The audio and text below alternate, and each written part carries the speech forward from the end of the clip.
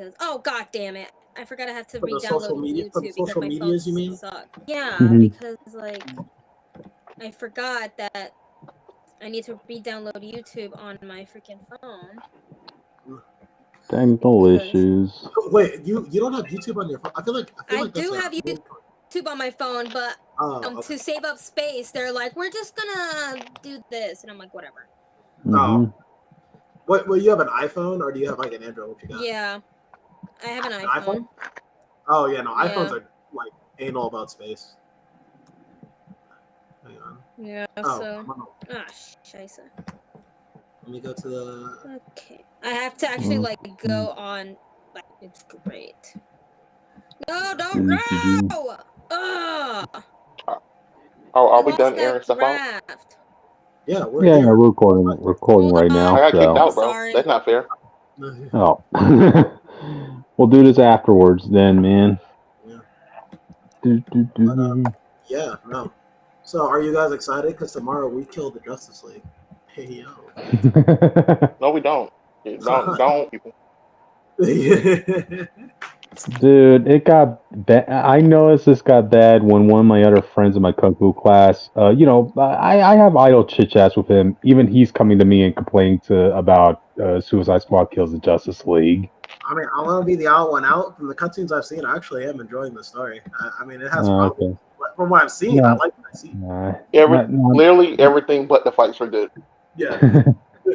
Everything but the fights and the deaths themselves are great. Like the story, the commentary, all this stuff is set up great. Yeah. But And like I gotta say, from what I've seen, like you actually feel like it's like you feel kind of scared of the Justice League. If this isn't a simulation, I don't know how they can recover. They are canceled. IRL. There will be no Justice. Well, in DC's defense, that's kind of what you have to feel like with the Justice League because they're supposed to be the godlike figures, you know? Like. That's why I always hate the Suicide Squad. They always try to think this team could win. But even now, they're only winning because of the Justice League member. The only time I ever recall the Suicide Squad ever defeating the Justice League was during that crossover event, and they had to come up with a little bit of a crappy way of doing it, and saying that Killer Frost, she absorbs sunlight or whatever to amplify her power. So she absorbed Superman's sunlight, and Flash froze every member of the Justice League. And then even that didn't matter. That was just set up for her to join the other version of Justice League. Mm-hmm. She didn't stay with the team. So they went back to being, instantly losing. Oh, yeah, the Justice League that was supposed to be a separate team, but then it has Batman and all the covers on it. Yes. Yep. It's Arkham Batman. I'm just amazed it took people so long to get mad about the Kevin Conroy stuff. I thought they'd be mad when at the Game Awards to honor Kevin Conroy, they told you, "Hey, you're going to be killing him in our game." How about that? It's like, so just to be clear, it's an actual death in the game, right? Yeah. Wow. What's up? Cryptid? Yeah, it's an actual death in the game, right, Batman? Yeah, we're on a mission to kill the Justice League. The name. Okay. If you guys want to have like a topic night of that, we're all for it. I'll review this story. Like I said, from what I've seen, I'm into the story. Like the characters are well written, the stakes are ever present. I like what I see. Gotcha. But anyway, guys, you want to start off? Well, Austin isn't here. So. Oh no, Austin, I need him for the X-Men topic. So yeah, apparently Bob Builder's getting a movie. Excellent. This is what I wanted in life. Played by I just laughed my ass off of who they casted for Bob the Builder. Like Chris Evans for Bob the Builder? No, the guy from the last Transformers film. I'm like thinking, okay, so you have a well-known iconic construction worker and you hire a Hispanic to play him. Wow. Wow. Don't worry, Twitter will get them. That's not our job. Just wow. And apparently his name is going to be Roberto or something like that. That's correct. Okay, well, Austin's back. Let's get the show around. Okay. Well, okay, This is not gonna guys. be a good night for me. Ooh, we'll see. We'll see about that. Well, welcome to Fanatic Night Live. You're here, with me, Cryptid Seeker 415. I don't have any more intros up my sleeve, so go ahead. My name is Jake Tylenol, the one who slaughters Justice League members, including your favorite Batman. So, Austin just disappeared again, but that's okay because we have Me. the awesome, amazing Witch. I'm Richter, also known as the Witch of Jotunheim, and yes, I am the radio demon. Mm-hmm. There we go. Okay. And Together we form the Phanatics, and we talk about the comic news and reviews of the week, as well as movie stuff too, if you're interested in that. Maybe manga Austin. if you're lucky. Yeah. Oh yeah. We also have a member that keeps glitching through the Matrix. How about you introduce yourself? Austin. Austin's dead. Austin. This is gonna be a fun night. I can already tell on you. Okay. Anyway, you want to plug in our socials, Witch? Yeah. First of all, subscribe to the YouTube channel, or I will have to leash you. Don't worry about it. If you want to follow us on Twitter, you can follow us at Comic Phanatics 69. I do post things on there sometimes. If you're lucky, I might actually post during this live. Who knows what's gonna happen? The world will never know. If you want to follow us on Instagram, you can follow us at Comic Fanatic 2.0. I will be posting my birthday art on there because next week is my birthday. So stay tuned for that. Follow your boy personally. You can follow me on Twitter at Witch of Jotun with an E instead of a U. And if you want to follow me on TikTok and Instagram, you can follow me at Witch_of_Jotunheim. I do have more birthday art planned, but that's for my own personal stuff. What about the birthday video? You gonna advertise that, or did you already do it? I missed it. No, because that's gonna be a normal video. I'm just gonna be talking about a book that I really like that I recently got in the mail for my own birthday gift. Are you gonna leave that a surprise, or are you gonna tease it out? Yeah, I'm gonna leave the book a surprise because that book came out like about 30 years ago. As of this year, ew. Okay. Well, guys, tune in next week for Witch's birthday surprise review. Yeah, I'm giving you guys a gift. Good for I'm also you. getting The gift myself that a pretty keeps on cool giving. gift too, but you know. No secret agenda there, right? I make no promises on that. Also, I Gotcha. forgot, even though Austin keeps glitching out into the Matrix, you can find Jake in... I don't know where the hell you went. You went somewhere. He disappeared, guys, off the face of the earth. I'm in the He's Spider-Verse. void. Yeah, he's in the Spider-Verse, and then... Yeah. You know how to summon him. Oop. Okay. He glitched out. Anyway, if you guys want to summon me, just pledge allegiance to a bald eagle 3 times, and I'll pop up. Okay. Anyway, guys. Well, let's get to it. I think I'll take this one. The first one. Bullseye and White Tiger to be in Daredevil. Question. This is just... Which White Tiger? Yeah. It looks like it's going to be the original, the father. I just forgot his name. Which, if I had my way, it would be Ava from the... That's who I thought. I thought it was going to be her. Nah, I like this more because you're going... Like, legacy is a big thing when it came to White Tiger, especially with Ava. Like, she wanted to do this to honor her father. So I like that they're first starting off with him as opposed to her first, you How much know? you want to bet he's going to die in this, and then she has to take it? Yeah. Yeah, I mean that is what naturally happens. In the original White Tiger's continuity, right? He was actually framed for a crime, and it was actually Daredevil, Matt Murdock, who had to defend him, right? Unfortunately, he didn't have enough evidence at the time to prove his innocence, and he was found guilty, and he ended up doing the whole suicide by cop thing. So yeah, that was a tragic moment, but I like that he's going to be making his debut in Daredevil. Hopefully they won't go that far and deep with the character, you know? I don't want him to go out that way. Do you think Bullseye's going to kill him? Are they going to assassinate him? Okay, before we get to that, Austin, you want to give your thoughts? Oh, I thought it was gonna be just white Black Panther. You White Wolf? I thought. Well, no. I thought it was gonna be the suit where he had just the cowl and look like the rest of just like a white Black Panther, like the White Wolf suit. I guess. Yeah. Everybody's So, already make. Yeah, everybody's already gonna make that association with White Tiger. You know? Yeah, but it is what it is, and maybe Bullseye will kill him, and that will spark in Ava's time here in the White Yeah, Tiger. the fact that they're bringing in. Expected to see. Oh, sorry. No, go ahead, Witch. No, like I said, in this, it's kind of obvious that we were gonna see him. Obviously, Kingpin too, and who knows? Maybe we'll get someone else. Maybe we'll get another person from the Netflix verse. Hoping for Jessica Jones or Luke Cage for a Heroes for Hire property in the future. I doubt it, but Those two we'll talk about for a later topic tonight, so we're not done with them.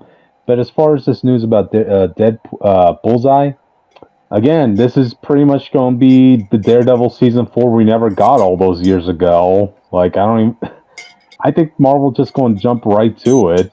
They're like, you already know who he is.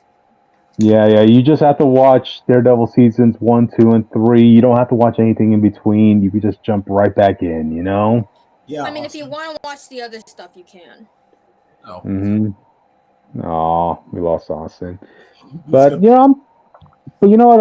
I'm kind of excited to see Bullseye again. Like, in case the audience needs a refresher, Bullseye in season 3, right? He was a cop that got corrupted by Kingpin.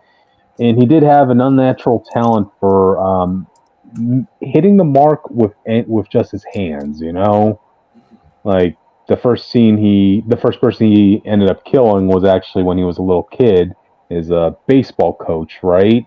He got so mad at his coach that he just threw a ball in the opposite direction, and it just bounced back and hit his coach in the head so hard he died. I'm like, damn. I feel like there's there's still stories left to tell with that character, you know? Yeah, he did get paralyzed by Kingpin at the end of that season, but we were left with a cliffhanger of him getting a surgical upgrade in his spine, which actually is something that happened to Bullseye in the comics. He has an adamantium spine, so yeah. I feel like if you're a Daredevil fan who has been iffy on how his seasons is going to premiere, I think this is just good news for you guys, you know? One thing I hope for this is that it's going to be kind of like a similar tone to Echo, you know, kind of like dark, you know, in a way, but like still has a little bit of lightness, but a bit more on the dark side. Maybe like what they did in Echo with like 1 or 2 like small jokes in there, but nothing too crazy. Yeah. Well, I mean, that's how Daredevil started. This isn't a Thor movie. Well, I mean, that's how Daredevil started and why people liked him so much, because it was dark. You saw people getting bled. You saw a guy's head get smashed by a car door. Yeah. Go ahead, Austin. No, that was later. Remember, the thing that kept people in it was episode 2? Episode 2, when you get the hallway fight, but also when you get that guy, in the alley, remember? And that set the tone for I remember. Oh, and don't forget the fight he had with that one hand member. Daredevil was getting sliced up in that fight. You saw blood. You saw that guy ended up getting killed by being set on fire. Yeah, there were some brutality moments all throughout the first season of Daredevil, you know? Because I keep cutting out. Does White Tiger have any powers besides, like, physical attributes? I don't remember. Isn't there something in the amulet that they wear? Ava, his daughter, has like the White Tiger amulet that gives her magical powers, you know, typical strength and endurance and, you know, agility and that stuff. I don't know if her father had that, though. So that's what the Marvel Wiki is for, so you could double check. Yeah, but it won't matter because this is the MCU adaptation. They could go either way with that. I mean, for all we know, Ava won't even have any powers in this. adaptation. You You know? never know. Yep. I'm just scared that You they're never gonna know. try to put her in a Young Avengers thing, and I'm going to lose my shit if they do. Yeah, the hot. Nah, She based on was what there I in the seen, background. I brought her. Shut up. Oh, it might be me. Let me check. If it was, my bad. I had just entered my room. Gotcha. But which funny enough, that's gonna come back later in the Kang Dynasty topic. So I'll let you know what her role is supposed to be later on. Oh, good. Oh boy. Okay. Gotcha. But anyway, awesome. While you're still here, you want to give us your thoughts on Bullseye coming back? I'm excited. It's reported he's only in 3 episodes though, so I just that means they're probably not gonna follow up on his plot line like that much. I'm assuming he's literally only here to kill White Tiger. Like I feel like something doesn't happen. Oh. White Tiger. I think we all know White Tiger has to die. That's literally his only plot. Yeah. Now that I think about it, having Bullseye return and that be his opening scene will probably be a strong. mm-hmm. It give Ava's a strong like origin, but also immediately throws him right back into like Daredevil's cross hands. Right. I mean, yeah. Now that I think about it, they don't want to have they wouldn't want to have Bullseye do his iconic kill on Elektra again. So, yeah. White Tiger does seem the possible candidate. She's the only person that hasn't been brought back yet. She's still left on the table. But I mean, this won't be the first time Marvel. Oh yeah, you thought it. This won't be the first time Marvel wants to avoid a woman in the refrigerator situation with Daredevil. Because I don't know if you guys remember in season 3, Born Again, in parallel with the comics, it was supposed to be Karen Page. It was supposed to be Karen that died, right? But instead, they switched it to the guy from the church. They killed his priest, man. Yeah, his priest. They killed the priest instead.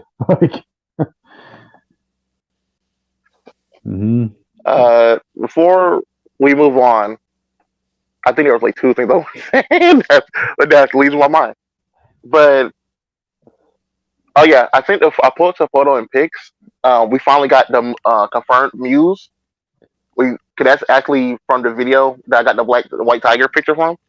Wait, Muse? Really? Hold a sec. Yeah, I'm looking. Yeah, so you'll see a Kingpin picture that's been painted by Muse. Oh, okay.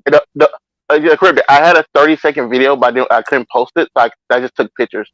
The 30-second video, you see someone in a hoodie painting that, and then they walk off to the side, and then White Tiger comes in from the other side. Oh, geez, this has to be brutality in this series, man. Like, Muse is here. Yeah, so I'm thinking Bullseye and them are taking the back seat for that. Okay. Which makes more sense.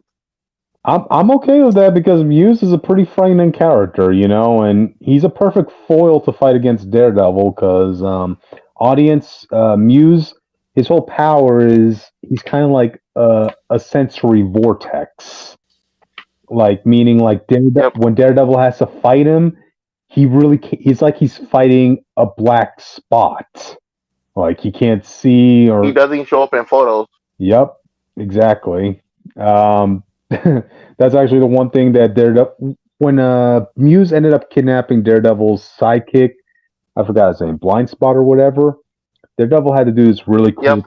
Daredevil had to do this really cool thing, go up in the skyscraper and just spend hours scanning the whole city of New York for that one spot that he can't see. It's like, oh, that's a unique twist on his power,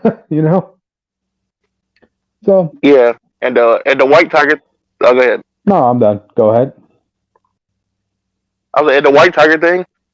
I'm pretty sure they did the dad to avoid, if they just threw in Ava like out the gate, people will probably have like Echo flashbacks. Yeah. Without because the setup isn't really there yet. Mm-hmm. So I think they're trying to do everything they can to avoid. I'm not saying Echo's bad or how they deal with bad. What I mean is they're trying to do anything they can to make sure this character is successful, it seems. Yeah. So they're doing the straight origin before she gets here. So there's like no complaint. Like you have nothing to complain about how her being here or her getting the suit and all that stuff. That's literally how the story goes. Yep. And also, it's a nice. But that's all I have to say. Also, it's a nice way to pay homage to the original White Tiger, because that is a big thing with Ava's character, too. I wonder how her suit's gonna look then, because they all got the skin tight, just looking Black Panther looking suit. Well, White Wolf looking suit, for which say something. Well, if rumors are true, they're looking to cast what's her name, the actress who played Wednesday. I forgot her name. To be fair, every time I catch her in a lot. Yeah, Jenna Ortega, that's her name. Every time I catch her in like 3 roles, I think this is the one that's catching her eye. Yeah, I mean, she's good and all, but man, I'm just trying to picture her in a skin tight White Tiger suit. She's gonna look really skinny and like. Look, bro. You see how they did Shuri, bro? I don't think they care. Well, I mean, with Shuri, she had the added benefit of having like a vibranium suit. With White Tiger, we don't even know if she's gonna get powers or not. So, yeah. Well, about hockey pads, okay? She'll be okay. Okay. But anyway, I think we spoke long enough on this topic. You guys want to move on, or you have any final thoughts? I'm good to move on. Okay. All right, let's move on. Which, this is all you, bud. Yeah, okay, great. So technically this is a 2-for-1 because it is both Alpha Flight related.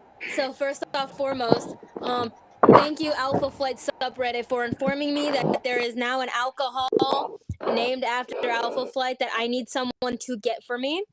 I even like it, but I need this now.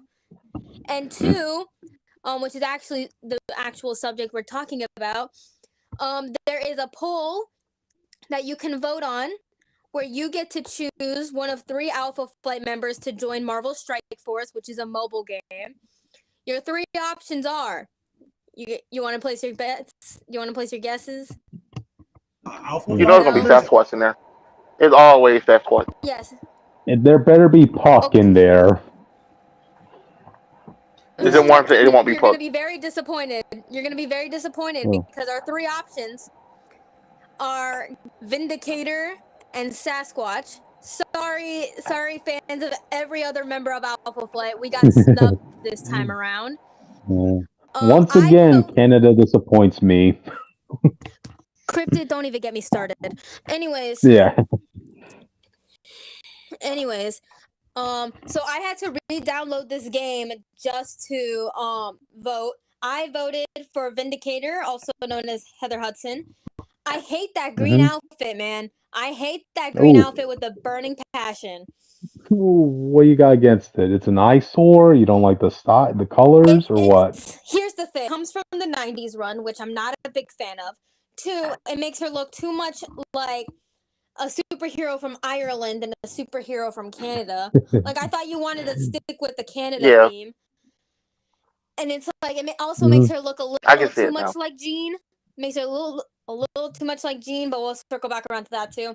And I looked up so fun fact, Guardian and Sasquatch are a part of Contest of Champions.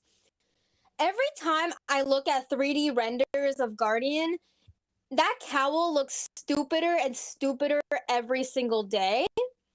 Like, yeah, it worked fine in the con part, but it's awful. In my personal opinion, Max and Heather's names should be switched.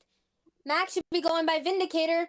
Heather should be going by Guardian, because guess what? People like Heather more than they like Mac, because Mac's an awful person. And honestly, I wish that he wasn't even an option in this poll. That's just a me thing, because I don't like Mac. I wish it was Puck as an option. I wish that Northstar or Aurora were a part of this. Shit, I would have loved Shaman, give us some Magic Boy rep. I would have killed for Marina. I would have killed for... So, anyways, if you have Marvel Strike Force, or if you just want to download it for like 10 minutes, go vote for Heather or Walter, mostly Heather, please. And have them be added to Marvel Strike Force, please, because I hate Mac Hudson. I hate James McDonald Hudson. Yes. Okay, first, I just looked at the costume. It looks a lot like Siren. It's really bad. It looks a lot like Siren, and that's like, I hate the green. It's the red hair. It's terrible. It's the red hair, green hair. suit. Also, fun fact. During Alpha Flight's world tour in the late '80s run, like in the early '90s. So this was after 106. Basically, there was a character. I can't remember exactly what her name was, but she was an Irish superhero who wore a green costume with red hair. So Irish. yeah. Wow. Marvel, please give Heather back her glasses. She needs her glasses to see. So, in conclusion, give some love to all the other members of Alpha Flight. Don't get me wrong. Yeah. The reason why people don't get me wrong, love Heather, tolerate Walter, hate Mac, but people every Alpha Flight person I've ever met say that Puck is one of, if not their favorite member. It's either Puck or North Star. So that really says who we are as people. We all hate Mac. Anyone who's actually read Alpha Flight knows Mac is basically the villain of the entire series. What do you think people like so much about Puck? What do you think people like so much about Puck?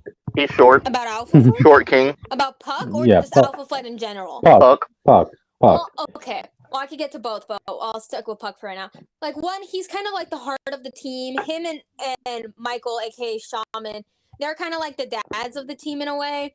More Puck, because he's basically the emotional support of everyone. Not long after Mac dies in Alpha Flight, early on, because he dies really early on, he's basically he's one of the only few people that actually helped Heather get back on her feet after her husband died right in front of her, which I get it. I would be distraught, kind of abusive, but we're not going to get into that today. Well, ask me about it on TikTok or Twitter, please. I'll go on that rant for days. He's basically was one of 3-4 people that actually helped her out during this this stage of depression. And he basically does that for everyone else. Besides the fact that in 106 he decided to smoke a cigar in a hospital. My guy, you were in a hospital. You could talk to Jean-Paul without the cigar, but that's just me personally.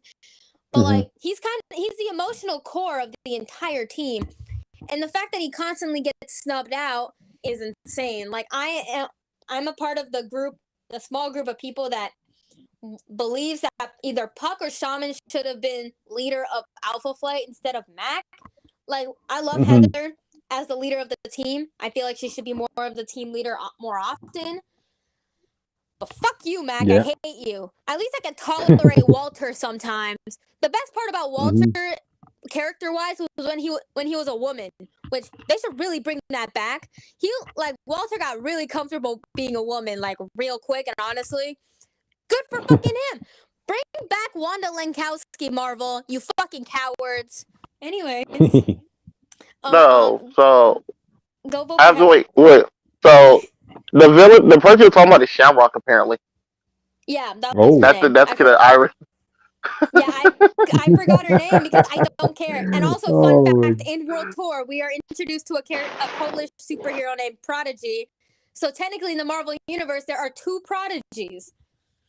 One's a white boy, and one's name is David Elaine. Wasn't Prodigy also one of Peter Parker's alter egos at one point? I'm pretty sure. So there are 3. With Ricochet and stuff, it's possible. Yeah. But which the other thing I want to bring up, I played Marvel Strike Force. It's weird that they're only bringing 1 member at a time because you need 5 members to make a team. Yeah, you would think they would be like, oh, okay, let's have these 3 and maybe 2 others, which realistically, it's either going to be both of the twins or it's going to be Puck and one of the twins, maybe Shaman if you're lucky, but yeah, no, I get it. Honestly, if the twins were going to be introduced to Marvel Strike Force, it's probably just going to be North Star because he's more popular, but that's just me personally. I'll get to more of my Alpha Flight nonsense online later, unless you guys have any more questions, but I could get my conclusions in right now if you want. Go ahead. I think everything's covered. Okay. 1, go read Alpha Flight, because it's amazing. in my opinion, way better than the Avengers any fucking day. Better than most other superhero teams at Marvel, but that's just me personally. 2, go vote on this poll. Vote for Heather or Walter. More Heather because she deserves better than to get snubbed by Mac all the fucking time. She has been the leader of Alpha Flight longer than Mac ever has been. Yeah, fuck you, Mac. Hate you. Go get snubbed. Anyways, vote for Heather and Walter. If you are in Ottawa, please buy me a case of the Alpha Flight IPA and send it to me. I will pay you good money for that. And yeah, go read Alpha Flight. Please and thank you. I want more people to talk about it with. And if you do read Alpha Flight, tell me who are your favorites in the comment section below. And also let me know what's your favorite run. Mine's the original run and the 2011 run. With 2005, with the 2004 and the 2023 run, not far behind. Yeah, go read Alpha Flight and go vote on this poll, please. Thank you. Gotcha. Sounds about good. And while you audience do that, Jake will announce our next topic. Yeah, I sure will, because today, I mean, technically this is a comic review, but I guess you know, whatever. Today we'll be doing an overview of the series Wayne Family Adventures, a Batman non-canon series about like on what Webtoon. Webtoon. What the Bat Family does. Go ahead. I read a little bit of it. I didn't read all of it. Is it actually finished?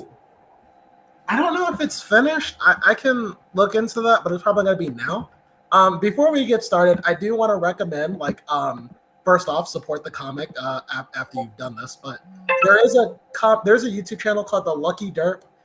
They have 90 episodes of the comic, all in chapters, each around a minute long. And it's a dubbed telling of the story. So if you just want to listen to it like an audiobook, you can go ahead and do that. Just please support the book itself. But yeah, I kind of casually came across this. Normally these stories aren't for me.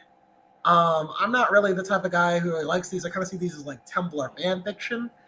Mm-hmm. But this is actually pretty entertaining when it's doing good. Basically, like I said, the concept of this is that the Wayne family or the Bat family, they all live in a manor together. What's their life like when they're not doing Batman stuff? For the most part. And so you get to see a lot of fun dynamics. I think some of my favorite ones are kind of the ones where you kind of see the personalities really clash well against each other. There was one I shared in the group where it was like Batman, where Bruce had to go to a party at his house, and Alfred wanted him to invite one of the members of the Bat family. And Bruce is going through like a list of reasons why he didn't want any of them. And I think the one that stood out to me was the one with Jason.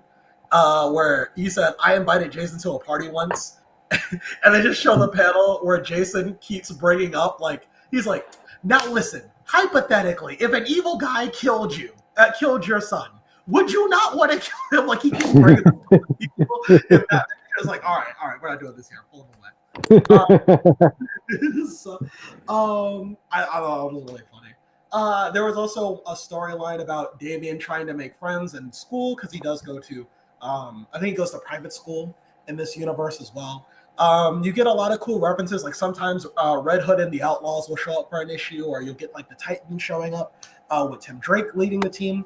And then I think also in addition to that, there's also in the more recent episode that I saw from Lucky Derp, you get a John Kent and Damian episode together.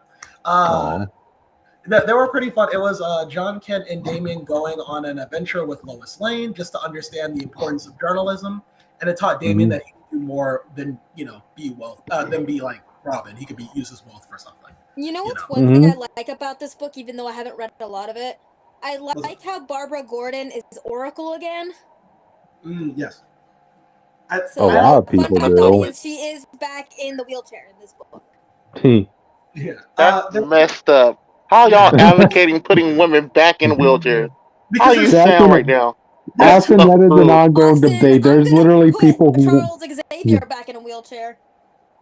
No, he deserves to be in a wheelchair. That's different.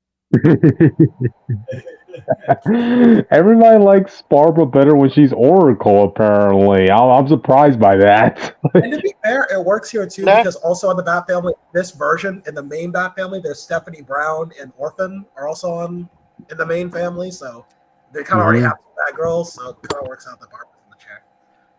Cool. And question, Jake. When you said the Teen Titans were here earlier, right? Did we ever get that awkward moment between Starfire and Batman? Come on. No, we did not. No. The Titans team I saw was. This ain't no old school Batman writer. This is the team I saw was Connor, Kent, Wally West, and Artemis. No, Artemis was with Red Hood. I forgot there was a Wonder Girl. Oh, Rose. Wonder Girl, that's what it was. Yeah, that was the team for them. Rose. There are some problems I do have with it. You do run into the issue where they kind of flanderize the characters, like kind of simplify them a bit too much to a degree I don't like at times. For instance, like there is an issue where the Bat Family has this assassin war, quote unquote, and they want to play and it's a paintball war between each other where they have factions and all this stuff, and that's all fine. But then they take it to the streets when they're actually on patrol and doing stuff. And I'm like, okay, guys, like, listen, like, we're on the streets of Gotham. You guys need to lock in. Like, this, you can't play games while your whole thing is fear. Right. You think they're gonna fear you as you play paintball? Right. So, well, I'm just trying to clarify. Like, so they're actually bringing paintball guns on the streets of Gotham. Is what you're telling me. So, like, basically the way it seems like the game escalated, the way the comic implies it, right? So, like, Damian and Duke's also in here. Also, like, what they do with Duke, they say, like, oh, when the Bat Family take a break, Duke takes the day shift. Duke is the day shift, everyone else is the night shift. Yeah, so Duke and Damian are like bickering about their little war. And then Bruce comes in, he's like, hey, you guys aren't doing that fucking paintball game again, right? And Bruce goes, and they go like, no, we're not doing that at all. And then, but they actually are. And then you find out that the game doesn't just happen in the manor. When they're on the field and Red Hood's arresting somebody, maybe one of the Bat Family members will try to snipe him, like with the paintball gun. I'm like, the battle is over. They've already arrested the guy, but then they shoot Red Hood when he's done. And then even Red Hood's like, that's not even fair. We're on patrol. I'm like, you shouldn't be doing this anyway. This is like irresponsible as hell. So I didn't really like that. I have a question. What's up? Is Jean-Paul Valley in this book or no? I want to say he was. I watched a lot of these back to back, so I want to say he's referenced.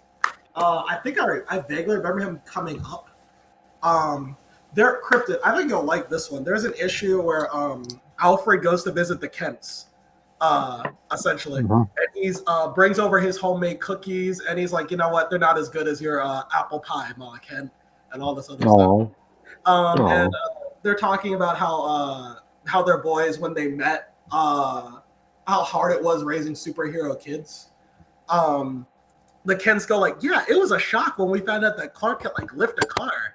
And then Alfred's like, yeah, I mean, but it's not as crazy as like your son coming back from like a multi-year trip saying, I want to wear a bat costume and fight crimes.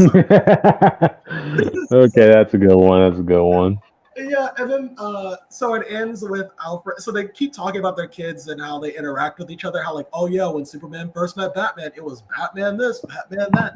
I couldn't tell if he wanted to hate it, if he hated him or wanted to be friends with him, or thought he was the coolest. And then Alfred's like, oh, it was the same here. And then Alfred's like, do you think Clark's listening? And then Kent's like, oh no, he wouldn't do that. Our son's a good boy, and he would know not to do that, right? And then it cuts to the Batcave. Superman's like, oh crap, she can hear me. She knows I'm listening. So I thought that was pretty funny. And then even Bruce was like, oh, I told you I should put a listening device in there. He's like, you're not putting a listening device in on my family, Bruce. Yeah. So as far as Bruce Wayne as a father goes, he's pretty good in this. He tries his best. There is one thing I don't like about his character where he has this rivalry with the with a mother from Duke's school. Like he has this like PTA rivalry with a mom, and I'm Okay. like, Duke School. yeah, Duke is a part of the Why are you back. going to Duke? That's not his dad. He's the father who stepped up. Okay, He's not. His dad is still alive. I don't know what to tell you. That's what's in the book. Duke If is a part you're a Robin to Batman, Batman's your He's daddy. not a What can I Robin. he's a- Robin adjacent. Like, I'm just saying, bro. If he's showing up to the family meetings and Duke's parents not, they need to check this man because that's getting creepy. but there was I didn't like this one because it was like Bruce has this unhealthy obsession with this lady who's like also at the PTAs, who's always trying to show up Bruce, and Bruce trying to show up her. I'm like, Bruce, I don't know why you care about this so much. This is like, come on now. But then they have sweet moments with him, like where there was a moment where Jason was working on his bike, and the kids in the background were messing around, and I think Stephanie drops a crowbar on the floor, and it triggers Jason's PTSD, essentially. And he has a mental breakdown, and he has to go hide somewhere because all he can hear is like Joker in his head.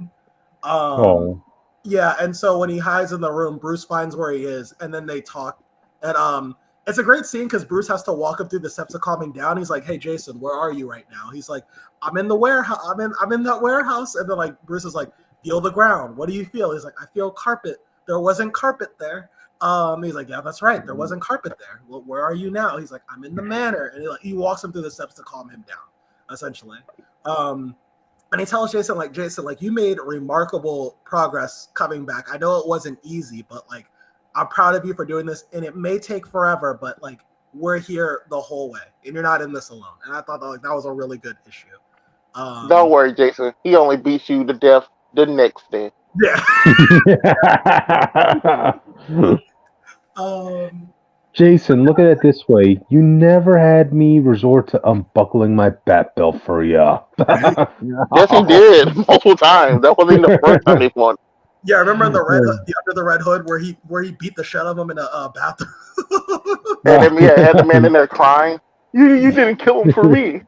But like I said, I wouldn't go out of my way to say you have to get this, but it's a fun time. There are a lot of fun issues. I was like, you know what, this is. If you want a better bat family, read this book. Yeah, you're not gonna find this in any other continuity. Yo, you're not. Yeah, what do you expect, man? This is a webtoon comic. This isn't a normal DC comic. Who's writing this book, Jake? Let me look it up. I should have done that before. I'm not used to reviewing, guys. I'm sorry. Gotcha, man. To be honest, I didn't even know this was a comic. About like 2 books. We talked about this comic before, Crypt. This is not the first time it came up before in the past. Mm-hmm. Yeah. Well, I'm looking it up. Like I said, there are so many fun issues. Even one where like Bruce is trying to make it in time for one Orphan's recital. I think Orphan had a dance recital, and he's like way back. Yeah. It was Orphans. And then they had like a fight over a cookie. That one issue, I think it was one of the earlier ones. Oh, I don't think. No, you're rich. Buy more cookies. It was the last cookie. They had one where Damien and Teddy because Tim borrowed Damien's pen, and Damien's like, "What are you doing with my pen?" He's like, "Oh no." Oh, did we lose Jake? Oh no! Austin's contagion went on to Jake. But no, Cryptid. So basically, I don't really talk about the webtoons that I read on here, but I could if y'all want me to. But yeah, I mean, go ahead. What I read of this book is actually pretty cute and pretty wholesome for the most part. Mm-hmm. I didn't read all of it. I'm not caught up. I'm just gonna be honest with you, audience, right here, right now. But from what I did read, it's recommended, and I think Jake would agree with you guys on that as well. Hello, can you guys hear me? Yeah, we can hear you. Yeah. Like Witch said, I 100% agree with Witch. I did get cut off mid-review of that issue. I do. You got attacked by Ryuga. Yeah, Ryuga. So, audience, if you want us to review more webtoons, we could definitely do that for you. You just gotta let me know. Yeah, I have one I think will be a good one. The creator. There's a lot of creators on this list. I see CRC. This is on the Batman wiki. CRC Payne, Rhett Bloom, Maria Lee, Lan Ma, Jean Kim. I don't know how to pronounce it. Okay. Kia Lemel Supply, Susan So, Kim, Will. okay, so a dozen writers seems like that haven't been put I on. think like these every lists story is yet. probably a different writer. Yep. All right. But yeah, sounds like a promising good start. Jake out here reading composite books and stuff. Yeah. Gotcha. But anyway, guys, I think that's it for this topic. We'll move on. Yeah. Okay, Austin, you take this one. That Jake done got over that lovey-dovey family stuff. Oh, we're gonna take it back to the streets. So, which I brought up the White Tiger thing. So, Marvel's plan, which we already kind of knew this plan. I feel like we done talked about it before. They wanted multiple teams leading to Kang's Dynasty. They still want to do that plan. So, the plan for Kang's Dynasty was the Avengers team, the street level team, and then the supernatural team, which was going to bring back Moon Knight, Blade, and all the other stuff supposed to set up. And White Tiger, Ava is apparently supposed to be a part of big part of the street level team with Daredevil and Spiderman. So that was going to be like that trio of that team. Okay. There's also where like the Iron Fist stuff we're going to tie into. But each version of them was supposed to fight a different version of Kang, leading to the emergence of like the guy. all right. So go on. Yeah, it was going to be cut up the same way the Infinity Wars cut up. So you had like the Thor group doing their thing, and that was leading to fighting the King. The Iron Man team doing their thing, and then the team left on Earth type thing. Mm-hmm. Basically, a war on like a whole lot of different fronts, but all led by a different version of the same man. So that was the plan. The teams, if I remember, the Supernatural was Wanda. It was Wanda, Blade, Moon Knight, Wong, and somebody else. Street level was I can't remember who the last person was for now. So, okay. The street level was Spider-Man, White Tiger, Daredevil, Punisher, and I believe whoever the Iron Fist turns out to be. Mm-hmm. And you know the Avengers team, whoever's left, I guess. That will be Sam, Thor, God dang, I can't think of anybody else Captain Marvel. Yeah, Doctor Strange, if he's available, he might just stay and try to help Earth, really. He better get that title back from Wong, dang it. Yeah, I hope either he needs to be the Sorcerer Supreme while this movie starts, or he needs to end that Sorcerer Supreme. Yeah. The joke has gone on far enough. Yeah. Honestly, who but knows what's gonna happen, to be honest with you. Mm-hmm. I like the idea, but I think we all agree Marvel's been a little bit too loose with their timelines and films and stuff to make this sound like he's going to be a success. It sounds just like people still aren't here yet. Yeah. It sounds like it's going to be a really exhausting experience. Like all these factions of Avengers, off doing their own thing, off doing their own fights and all that with different varieties of Kangs. Oof. Gods of Marvel smiled down upon the Russo brothers once more. That's what I was hoping. If they are confirmed to be doing that film, I think it'll be okay because they handled Infinity War pretty okay with a war on different fronts. But then again, two of those teams weren't really doing like everything at a time. Mm-hmm. So having 3 different fights going on, with some clever editing, that actually might be cool. And they see all 3 Kangs at the same time, and then the last one just comes out. You know what? He just probably comes out and straight up wins. He goes the next movie. I think that'd be kind of funny. That actually kind of reminds me of what happened in Legends of Tomorrow, where they did the same premise, right? You had Vandal Savage, and in order to defeat him, they kill him from 3 different points in time at the same time.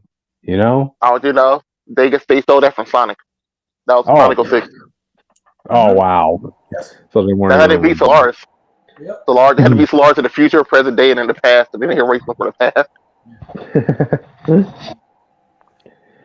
But yeah. this That is seems to what. be the plan going right now. Wait, this is My bad. the plan going on right now, or this was the plan originally? This seems like, from what we know, this was the plan. It's most likely still a version of this we're going to see. I think they might cut Hmm. out the supernatural Avengers, though, to be honest. Street Yeah. level can still come together if Daredevil succeeds. But I think the You- supernatural stuff, So especially with Blade and all the questions about that, is probably not going to happen. in Unless it terms of happens in the film. in terms of the characters from the mystical aspects, you got to remember, like a lot of those characters are very mixed reactions from audiences. While you look at the street level characters, you have some A-listers there. Of course, you have Spider-Man, you have Daredevil. Everybody loves Daredevil. Punisher, everybody wants to see him done right in that stuff. And yeah, so I can see them wanting to elevate the street level characters more. Not just throw them off to the sideline. You know? Sure did. The only Yeah. reason I'm excited for that, I really want to see what a street level Kang is. So we never really had that. So I wonder, like, what he gonna do? You come down to our garden and shoot guns at people? The Like, I dude kind from of want to see what street level Kang is. it's gonna be a Creed, bro. Creed Kang gang. Bro, you don't want to see this guy come down and start trying to box people. Yeah. You can't. Look. You can't box Spider-Man. All right. You would think, but this is an Hey. elite level Kang, bro. Yeah, you gotta box Hey. Spider-Man and Daredevil, bro. Hey. They're seeing those punches. But Hey, see, Muhammad Ali boxed Superman, so it should be okay, all right? Hey, Superman was depowered. Okay. imagine how hype it's gonna be if he does outbox Spider-Man and Daredevil. Okay, that's all I'm saying. That's a level. Mhm. If it happens, it happens. It's just, I think it's highly unlikely. I'm just worried about like the exhaustion of like all these teams being planted in the audience, and then everybody having to see like, okay, wait, what's going on? All these Kangs and all these Avengers No, factions, like which one's the I actual agree. Avengers? Yeah, I am hoping they ditch the supernatural thing for right then, yeah. because really, if we don't have what Moon Knight, Blade, Wanda. I guess we had the whole team technically, but Mhm. I would trust DC to carry their own plot. Wanda is supposed to be dead or crazy right now. Like, I don't know. Then you got the stuff with Agatha. Agatha hasn't came out yet. Mm-hmm. Jeez, I forgot all about that show, to be honest. Like, Oh, you know what's funny? I just got a notification. Jake, Jessica Jones, the actor for Jessica Jones, Kristen Ritter, just got cast in Sonic 3 for something. People think she's playing Amy. I saw that. Yeah, I saw that. good for you, good for you. So, in terms of the future of this Kang Dynasty plotline, it has potential. Just got trimmed like Decent idea. Yep. It needs a good execution. Yep. You just need to trim the fat in certain areas, So, we got the Sentry casting, but we can say that for next week, I guess. I forgot to put it on. Gotcha. But anyway, all right, guys, we still got a bunch of other topics to go to, so let's move on. 5310, and I'll take this one. Let's see. So you do it with your topic, but you didn't know what it was. Sam Wilson. Hey, I'm right. Hey, wait, I have to write these time marks. I have to write these time marks here, all right? So, Sam Wilson, Brave New World costume design revealed. I like the old one. Looks cool. I like it. No, I like it. I don't like it. Wait, ooh, okay. What did you say? He likes it. I like the old one. I like the old one more. Oh. I like the white more. Okay, audience, whose side are you on? Me and Jake, or Witch or Austin? No. Listen. As a suit, this is fine, but this isn't his suit. This is Steve's suit. It looks like that's for some reason they're putting Steve's suit on him.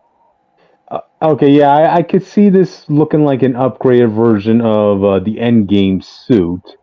But from my standpoint, a lot of the legacy characters of Captain America throughout history, yeah, they have carried the same design going forward. I mean, some people in canon, they literally just wore the same Captain America suit that Steve wore during their time. But Sam's different. No, yeah, like we said, that's fine for them. Sam hasn't done that though. He shouldn't have to do it. Actually, Like, Sam Sam did has already did. established. Go ahead. Okay, so Sam has already established himself as Captain America. We know this, and but Yeah. like the majority white with like the blue and red accents fits to him being his own version of Captain America rather than just being a, I guess not a clone, but kind of like a clone of Steve in a way. Like, and I feel that Marvel, specifically Marvel Studios, just don't really care about Sam enough to actually like give him his own unique suit, if that makes any sense. I would I blame agree. them. You would notice they also took away his cowl. Hey, I He would went back to his also. Falcon look with his I head. like the cowl. Hey, I would Yeah, like they also. went full Steve outfit, but with wings. That's Hey, why I don't like it.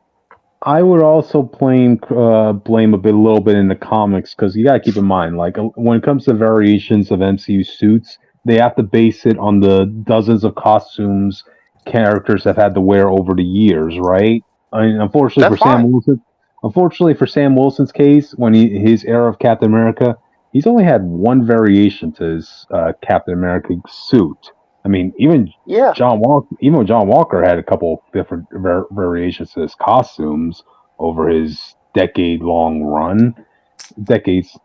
and that stuff. Chris, that's fair, but that don't mean you take literally his most defining thing about his suit out of his suit. You can reduce Mhm. the white. The white's gone. I think if they gave Sam Wilson the If red it was wings, Steve, maybe we yeah. if this was Steve, and they took away the blue, like the majority blue outfit, and just randomly made it red, would you like it? Well, you mean for Steve himself? Like if Like they you know just how make it red? most of his suit is actually blue, but he still Yeah, keeps yeah. the red white like thing on his stomach. But if they just Mhm. made his majority suit red, it would look off to you, right? Yeah, okay, yeah, it would look awfully. I want That's to. all I'm saying. I want to Mhm. interject on that point. I think now, listen. I'm not saying you guys aren't bringing valid points. Okay, mine is only an aesthetic thing. I think it looks great on him, and I think if you put red on Steve and it was mostly red, it wouldn't look good. Mhm. That would be my only counter to it. That's why I would be against it. But if Steve had a red Okay, suit, fashion well, designer.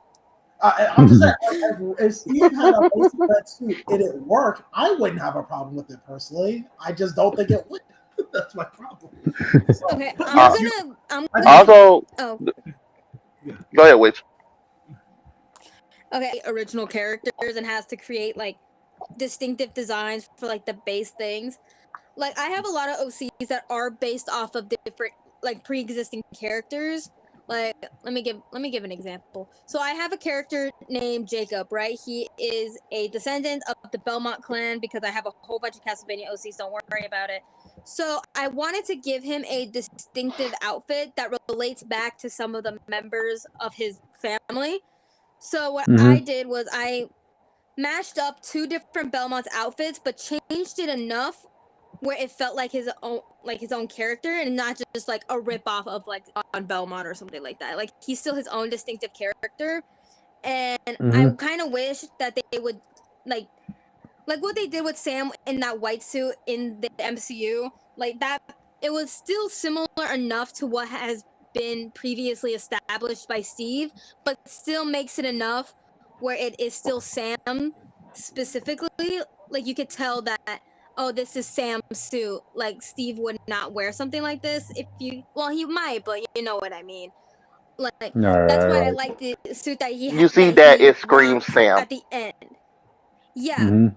like it's its own distinctive fit. It's not something that Yeah. Steve wore on Sam and called it a day, you know? Like I don't Mhm. hate this fit at all. Like I like it. I just don't think it fits Sam as a character at this point in his MCU journey, I guess you could say. If Mhm. that makes Yeah, any you're trying. Gotcha. sense. I'll raise this because I think we all agree. We don't like how they just immediately throw away suits. He just got his last one in the Yeah. finale of his show, and he's already got a new suit. But I'll raise you this: I would like the suit more if they at least kept the shoulder area white and kept his cowl. It just the Okay, I could distinct, do actively taking away all his white and his cowl, and only just let him keep his wings that make him look like be a Falcon. It's what I don't like. Well, I really like what his outfit. Here's a question for all y'all. Do you think this will just be a brief costume he's going to be wearing for the movie? Just like how Steve Rogers, like, Winter Soldier, right? He wore that stealth suit for only a brief time in like the first act of the movie, but then he went right back to his standard costume throughout the majority of the movie. No? I think he's going to have his white suit for the first half, and this for the second half, also like Winter Soldier, where Steve took the old suit to remind Bucky. Okay. Listen, like I'm looking at the suit now. I finally found it. I'm looking at the suit now. I still really I think he rocks so hard. But if I was gonna add anywhere, I'll put it on the knees down. I think that'd also be if you wanted to break it up that way. Maybe. I feel like I'm upper. I think shoulder pads and knees down. Yeah. Y'all are talking about what white should be put on his costume, and I guess I'm the only one here who wants red to be put on his wings. I want to be fair. I wanted that anyway. Like they literally took away like his two main signature things. Yeah, like maybe like a little bit of red accent, maybe on like the outside of the wings to still keep that Falcon aspect of his character. But I can't really get behind this suit for Sam, in my personal opinion. This just feels like a Steve suit, but with wings. If that makes any sense, it doesn't feel like Sam at all. Like Austin said, I like the cowl that he had in his Falcon Winter Soldier. I don't know. I just wish that it just would have fit more for Sam rather than just let's plop him in a Steve suit called it a day. If reference, let's use Miles. If Miles wearing Peter's suit, y'all wouldn't like it. I wouldn't like it because I like his suit as it is though. Like I think that's what I mean though. In general, he made his own distinct look. So going to one that looks like his predecessor, I don't think was a good move. As his first movie, he just got it suit. Now he's not even gonna be wearing it that long. Let me give another example of what I'm trying to get my point at. I know you guys understand, but for the audience, like Hawkeye, both Hawkeyes. So, like, we all know what Clint wears. We all know what Kate wears. It's still, like, obviously they're distinct enough to know which one is which, even though they both go by the same fucking name. But it's like, obviously you're not going to put Kate in a fucking old school Clint Barton outfit, or even a new school Clint Barton outfit, because it wouldn't fit who she is as a character. So, yeah, her original fit, I guess, quote-unquote original fit, was literally just a dress that she wore at a wedding, at her sister's wedding, with like the Mockingbird mask on, and except when she got her like original fit, like it still felt like her as a character, but also like, still fit with the Hawkeye theme, I guess you can say, with like the purples and shit. So that's what I'm trying to say for MCU, Sam. I feel like that it would fit better if he had his own fit. But still relates back to his predecessor, if you catch my drift. I gotcha. I want to Austin's point about the Miles Morales thing. You know what? This might be controversial. Again, I think Sam wears this better than Steve. I think he wears it better than Chris Evans. This man likes the swagger of a black man. I'm just saying. Hey, Austin, would it surprise you to know that in actual comic continuity in Mark Waid's run, Sam Wilson did have to temporarily take Steve's spot as Captain America, and Sam Wilson did actually have to wear the exact uniform Steve was wearing? No, I'm fine with it. Like, I found an idea with it, but we just got Sam in his own suit. So to have him go to the next movie immediately, lose that suit, have to replace that suit. Well, what we don't know yet might be his new permanent suit till the next movie. I just think that's a little bit disingenuous when you're trying to. You haven't let him establish his own self as Captain America yet.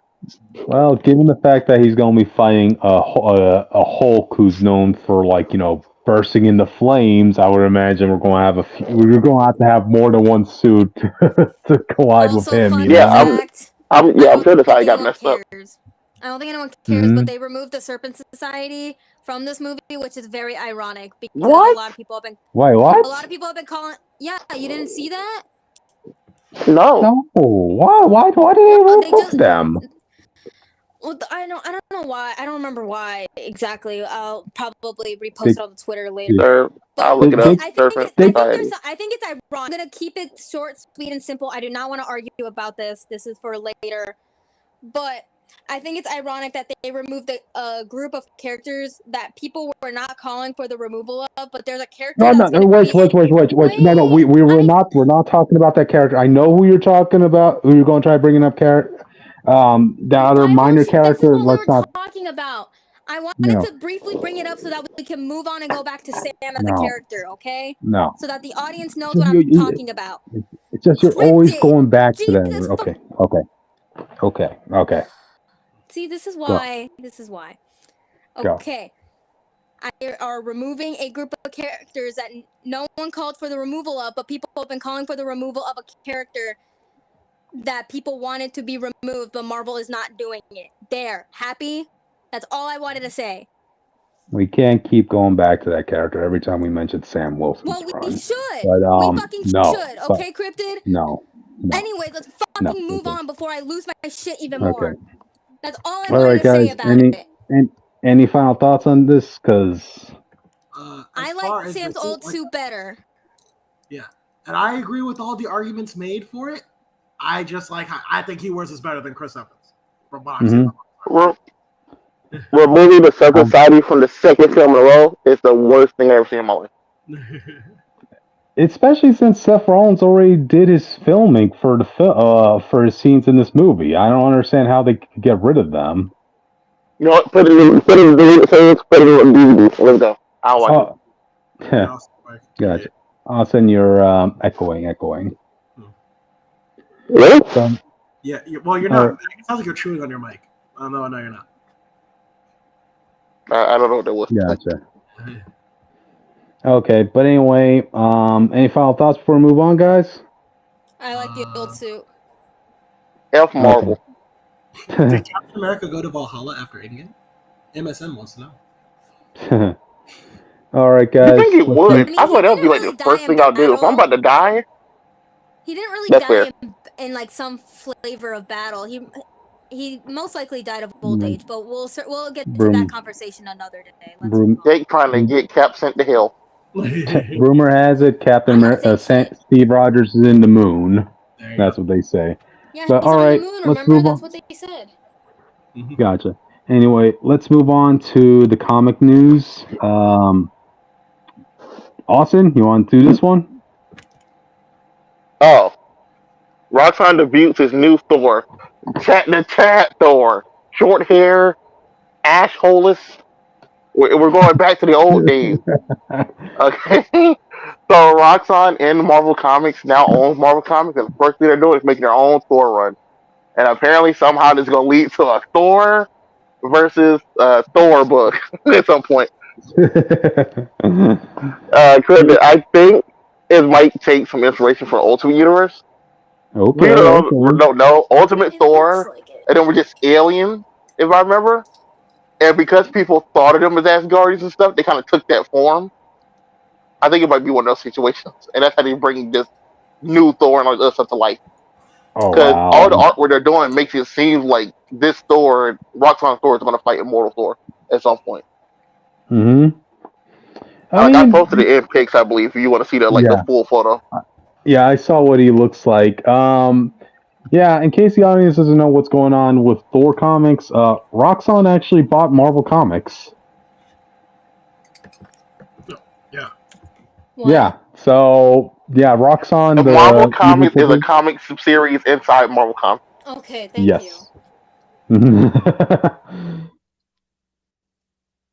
They did like a little crazy debut of this Thor with Al Ewing writing, right? His reaction. Oh no, he's writing his summary on this Thor, and you could clearly see some stuff in his paragraphs were getting edited out. This is the worst idea, only for that part to get edited and say, no, this is the best idea. Oh fuck, Yeah, it looks pretty cool. But like I said, I wonder how they're going to bring it to life. Besides, using the ultimate type thing. Yeah. Because you see their version of Thor who has short hair. He's more Viking esque, like classic Viking esque, like looking. Hmm. You I have see. instead of Sif to do it Heimdall, they got like a classic version of Valkyrie, a classic version of Loki, versus the Hmm. current Loki, current Valkyrie who is Jane Foster. So it's like I guess we'll see what I happens. like current Loki I better. I gotta say, this could be Marvel's take on the Thor version of Homelander with this. Can I just say something real quick about this new Thor design? Go ahead. He just looks so off, and it's because of his face. Everything else looks fine. It's just the face that makes it look so off, and I feel like that really works with what Roxxin is trying to do. Hmm. Because if you look at everyone else, they look fine, but once you look at this version of Thor, like Roxxin Thor, which I'm going to call him that from now on to make it easier, Yeah. he just looks really off and like artificial, Yeah. I guess you could say. If that makes any It's that sense. weird. Yeah, it's that weird smile he's always coming out with. I say it's artificial looking, also right? Yeah. if you I mean, for in all we the know. other photo here, if you look at his camera, it says Rock on it instead of the O. Yep, company logo and this and that. I mean, for all we know, this character could have literally been artificially created by Roxxon. Oh, We don't I know just his looked at the origins, do we? artist. Who is it? Who is it? Oh. Audience, if you don't know who this person is, I'm just going to be 100% honest with you. Greg Land is a creature. He's a very interesting creature of a person. Heard that name before. You said Greg Land. Now that I'm looking at it, I can see it. His picture either really good or really bad. I just hope that he isn't going to be tracing over a certain form of media in this book. Let's hope he's actually doing his creepy. own drawing. And it may what's awful is that he's the artist behind one of my favorite characters, man. Who? Kyle Janadu. I don't know who that is. He's North Star's husband. Oh, that's his last name? I never knew his last name. Yeah. Yeah, his last name's Janadu. Okay. Greg Land. I'm trying to find a photo of that photo. Greg Land is a very interesting person. Oh yeah, he's the one who made that terrible Sue picture. I remember that Marvel Zombie issue. I remember. God, no, just read any of his like X-Men books. Like there was an issue I read. It was after the introduction of Kyle Janadu. I think it was like literally the issue afterwards where he drew the Stepford Cuckoos, right? Like all three of them. And it literally looks like he copy pasted it. Like he drew one and then he copy pasted the line art and went from there. And it's like there was another scene where he drew. No. If you look at it, you'll understand. He also drew like Emma Frost, Karma, and like one other person, and it just looks so weird. And it's like that is not. Like why does Karma look like that? Why does anyone? It's like when he draws women, it's the most concerning. It's when he draws women. Yeah. Mm-hmm. Wait, are you talking about this yoga pose one? What? The Stepford Cuckoos. They're doing like a yoga pose. And including just the same photo over again. Yeah, if I find the picture, I'll send it to you guys. But interesting, like I know. I'll post mine in Discord. Like okay, it's his art is very interesting. That's all I'm gonna say on this. It's like I got all his blonde women look the same. Like Black Cat to Sue to Emma Frost, like they all look the same because of his art style. They all look the same, and you want to know why? It's because he traces over porn actresses. If you catch my drift. At least for this, if I'm assuming that he drew this picture of this Thor thing, it actually looks pretty if he's the one who drew this, because I saw that variant cover he did of Captain America, and that actually looks pretty good. But it's like, especially his stuff from the 2000s and 2010s are the most concerning. And the fact that he's doing the art on this, like it raises suspicions, and I feel like anyone here, yeah, that's the one. That's the one. That's the art I'm talking about. Cryptid, go look at it. Go look at it now. Yeah, I'm watching it right now. I mean, I'm just seeing them as three identical triplets, which is what they are. You know? No, but look closer. Look closer. Elixir, he looks like a cult leader. He looks like a cult leader. Oh, the guy giving the yoga instruction? Elixir looks like Josh. a cult leader. And, like, Jake, did you see the picture that Austin sent? Like, it looks like he literally drew one of them and then copy-pasted the other two. And, like, it doesn't even look like he tried. And a lot of the times, he didn't try. That is what it is. No knowledge. Oh, what's up? Okay. Look at the consent in the group chat. Okay. And tell me if it looks in Discord. In Discord. Yeah. Where? In pics. In pics. Oh. The one with the stuff for the cuckoos. Well, what am I looking at? I feel like I've seen this panel before. The twin, like the triplets. Look at them. Does it look like he just drew one and then copy pasted the other two?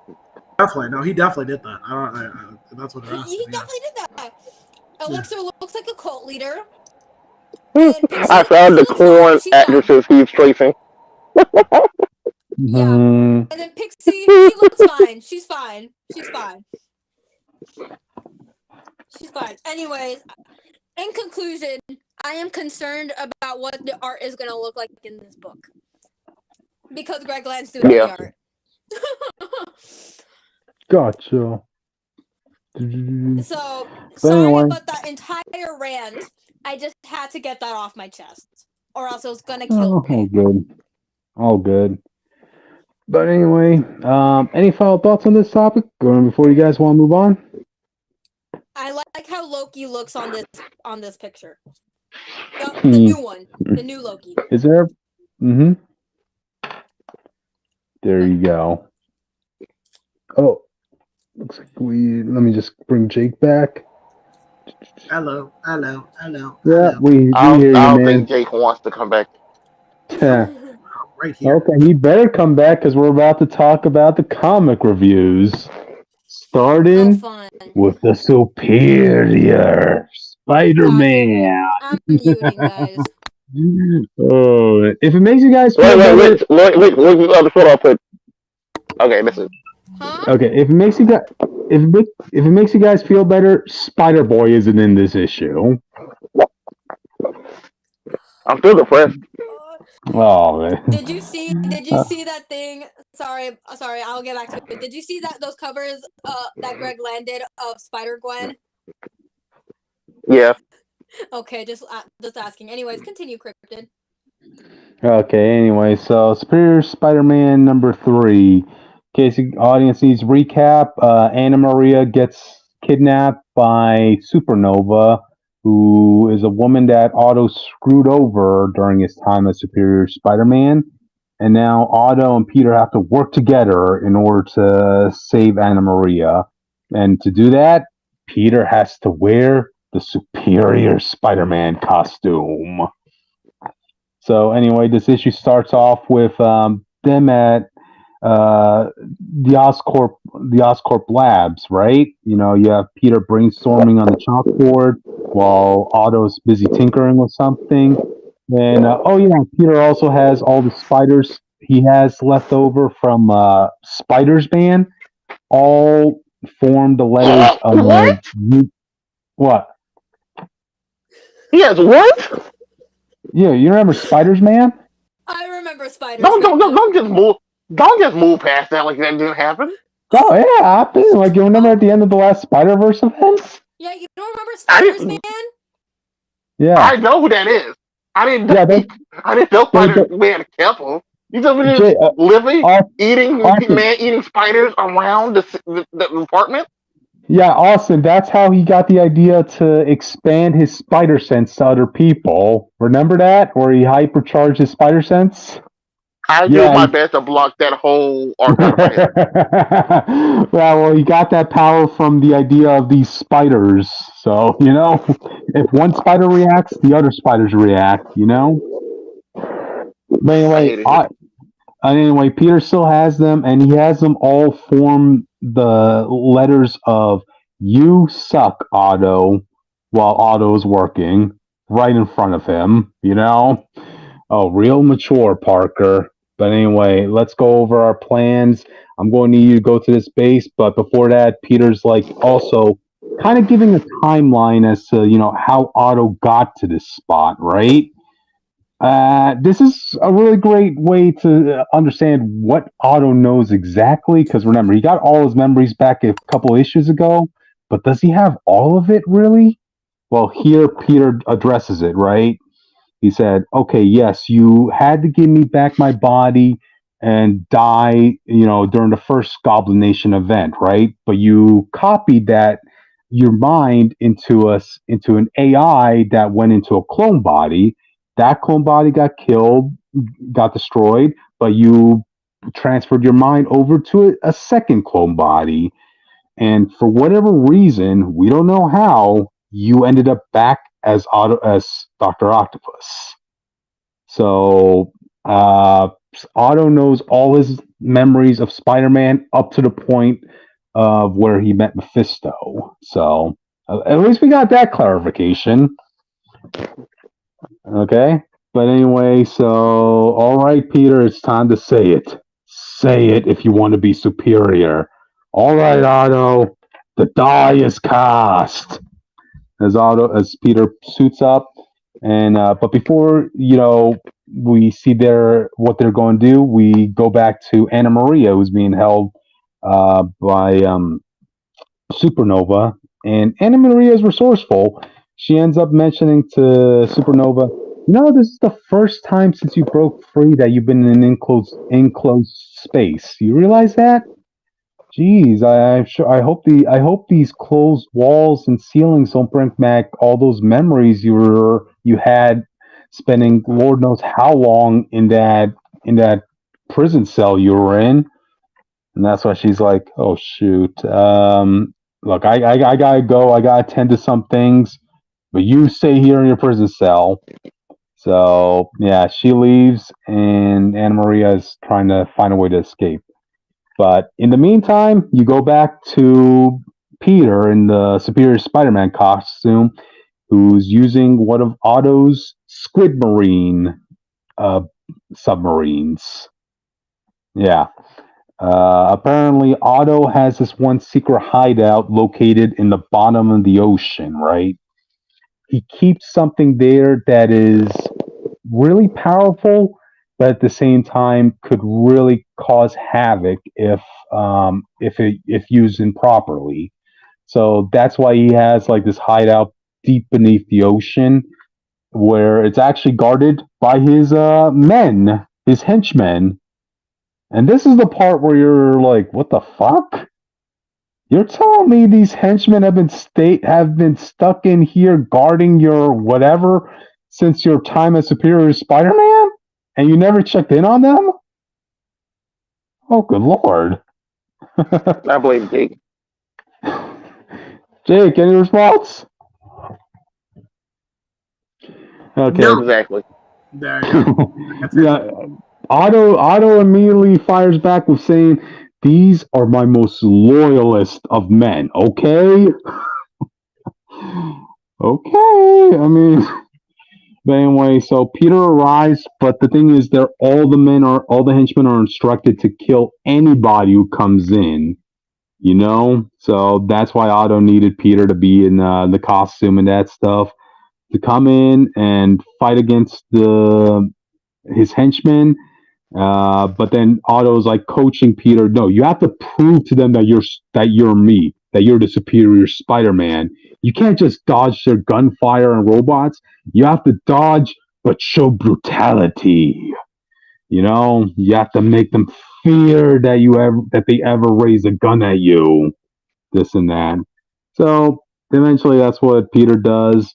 He wins over their trusts, and that's when you find out that the stuff Peter came here to get was this it's quatrinium. It's an elemental little cute little piece of square block. It's apparently like a dozen times more stronger than trinium. You know, the stuff Otto always uses to get the power of the sun. So this is that on steroids. So why does he never just get Sunny D? Hey, he wants actual power, not from a jar. You know. Okay, but anyway, so Peter picks it up and then he asks, "Okay, we got this." And that's when the henchmen are like, "Okay, Master, it's great that you happen and all. So, can we finally get out of here?" And that's when Otto's trying to instruct Peter, tell him, "No, of course not. You command to them that they are to stay put until further instructions."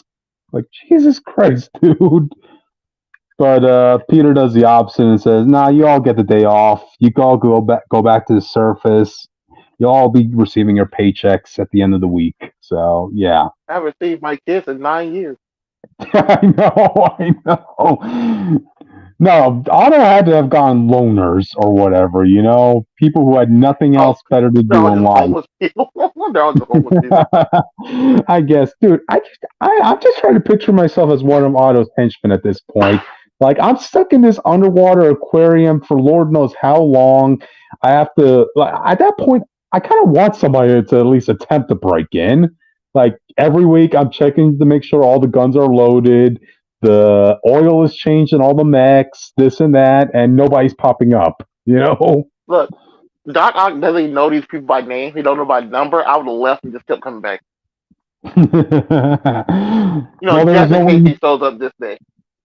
Yep. I mean, there was no way they could leave. They're in the bottom of the ocean, after all, so... Oh, yeah, you're right. I forgot. Okay. But anyway, so they all leave.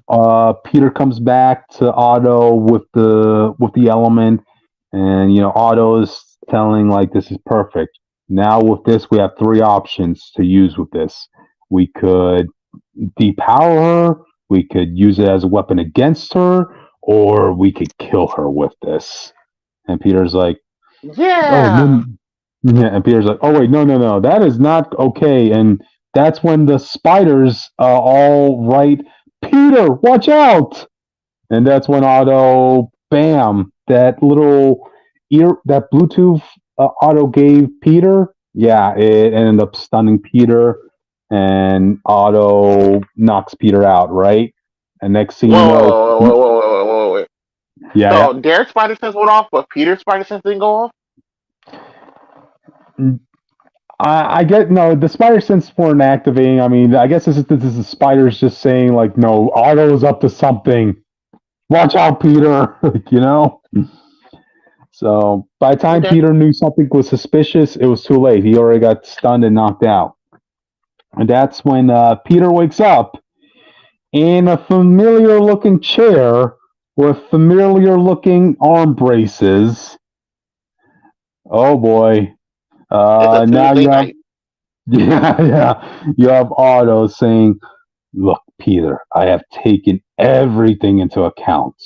You said you were the superior Spider-Man because you could defeat a foe that I could not. But out of the 2 of us, only I have bested Supernova as the superior Spider-Man." Hey, that's not fair. First of all, I didn't know she existed until she attacked me. You knew beforehand and you cheated. Second of all, you said I was a superior Spider-Man. I didn't say that. Oh, do you really want to hold that against a guy who has you strapped to a chair, Austin? He's gonna do whatever he wants anyway, bro. I'm taking every shot I can. What happens when inevitably you fight the villain that you can't beat because I am the superior Spider-Man, right? Like, we'll get to it when we get to it. Right now, Otto has to save his former girlfriend. All right. Listen, no, we'll get there when we get there. He only knows one villain. Peter knows like 64. Like, and this is the one. And this is the one villain Peter couldn't defeat yet. She snuck him. But Otto defeated her. I mean, he couldn't defeat Otto at first, but he figured it out. He could do it the same way. Okay, so as Otto is saying, so for Anna Maria's sake, we only have one option. I must once again become the superior Spider-Man. As he puts the helmet on Peter, and Peter is saying, "You son of a!" as the issue ends. Now, guys, given everything that Peter's going through right now in his comic, Oh yeah. is it really that bad if Otto chooses to swap bodies with him? Yes, because he might keep it. There's a lot of other stuff Peter needs to do.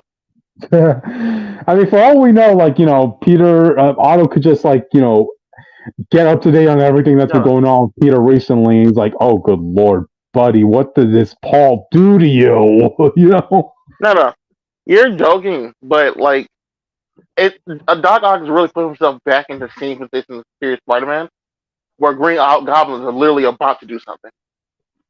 The guy, he can't beat. Oh, well, as far as they're aware, they don't know that Norman's going back to being Green Goblin yet. Oh, they don't. No. That's what he knows. He doesn't know. Don't they remember? Green Goblin just shows up. He was like, "Peter, take it back. You're Spider-Man. It's Peter, please help." I mean, don't you remember Otto tried turning Norman back into Green Goblin, but he's like, "Oh my God, you really are cured. You really are immune to the Goblin formula now." So I guess this gave Otto more comfort in saying, "Yes, now I have that one prick out of my way." Yeah, So, but there was one thing in I did read this comic. There was one scene I really did like. He apologized about putting Aunt May's life in danger, and if this be thy destiny. Yeah. Peter's famous story about being pinned under a piece of metal. If you don't get this thing off him and get his message, Aunt May, she's gonna die. Doc Ock apologized for it. He seems very remorseful. I was like, okay. Yeah. I really like that moment. Audience, that was that scene from Spider-Man's movie, where Vulture had him trapped in all that rubble, right? Yeah, what we're referring to is that moment in the comics, Amazingly enough, that secret hideout is the actual spot where Spider-Man got trapped by that metal, So, yeah. Nice little tidbit to go back to, but you know what? We're getting Otto back in his body, but oh wait, we're looking at the cover for the next issue. Jesus Christ, it looks like there's a battle going on inside the mind of Peter Parker, and it looks like Otto's getting his ass beaten to him by Uncle Ben. That, to be fair, that is almost how he lost the first time. He had to go Uncle Ben and the Avengers and stuff, trying to fight him. I guess. He's like, you tried marrying my May? Yeah. It ain't no deal. I think he forgot. He's been in her pants. This man had sex with that old lady. Dear sir, you've been with May during her prime. I've been with her during her last years. Okay. While trying to kill your nephew. Okay. I knew I could just beat him in a fight, so I beat him the only way I could mentally. He had to live with this knowledge. Yeah. Okay, but anyway, you kiss Aunt May, remember I kissed those lips. Gotcha. But anyway, yeah, I mean that was a good issue. I mean, it's better than whatever's going on with Spider-Man's comic, in the Amazing Spider-Man comic. Can we at least admit that? Can we give Dan Slott that one? I need that. Yeah. Okay. Jake, you give I'll him even that? go as far to say Spider-Boy is better than that. Oh, damn. Jake, do you agree? Are you gonna pay me?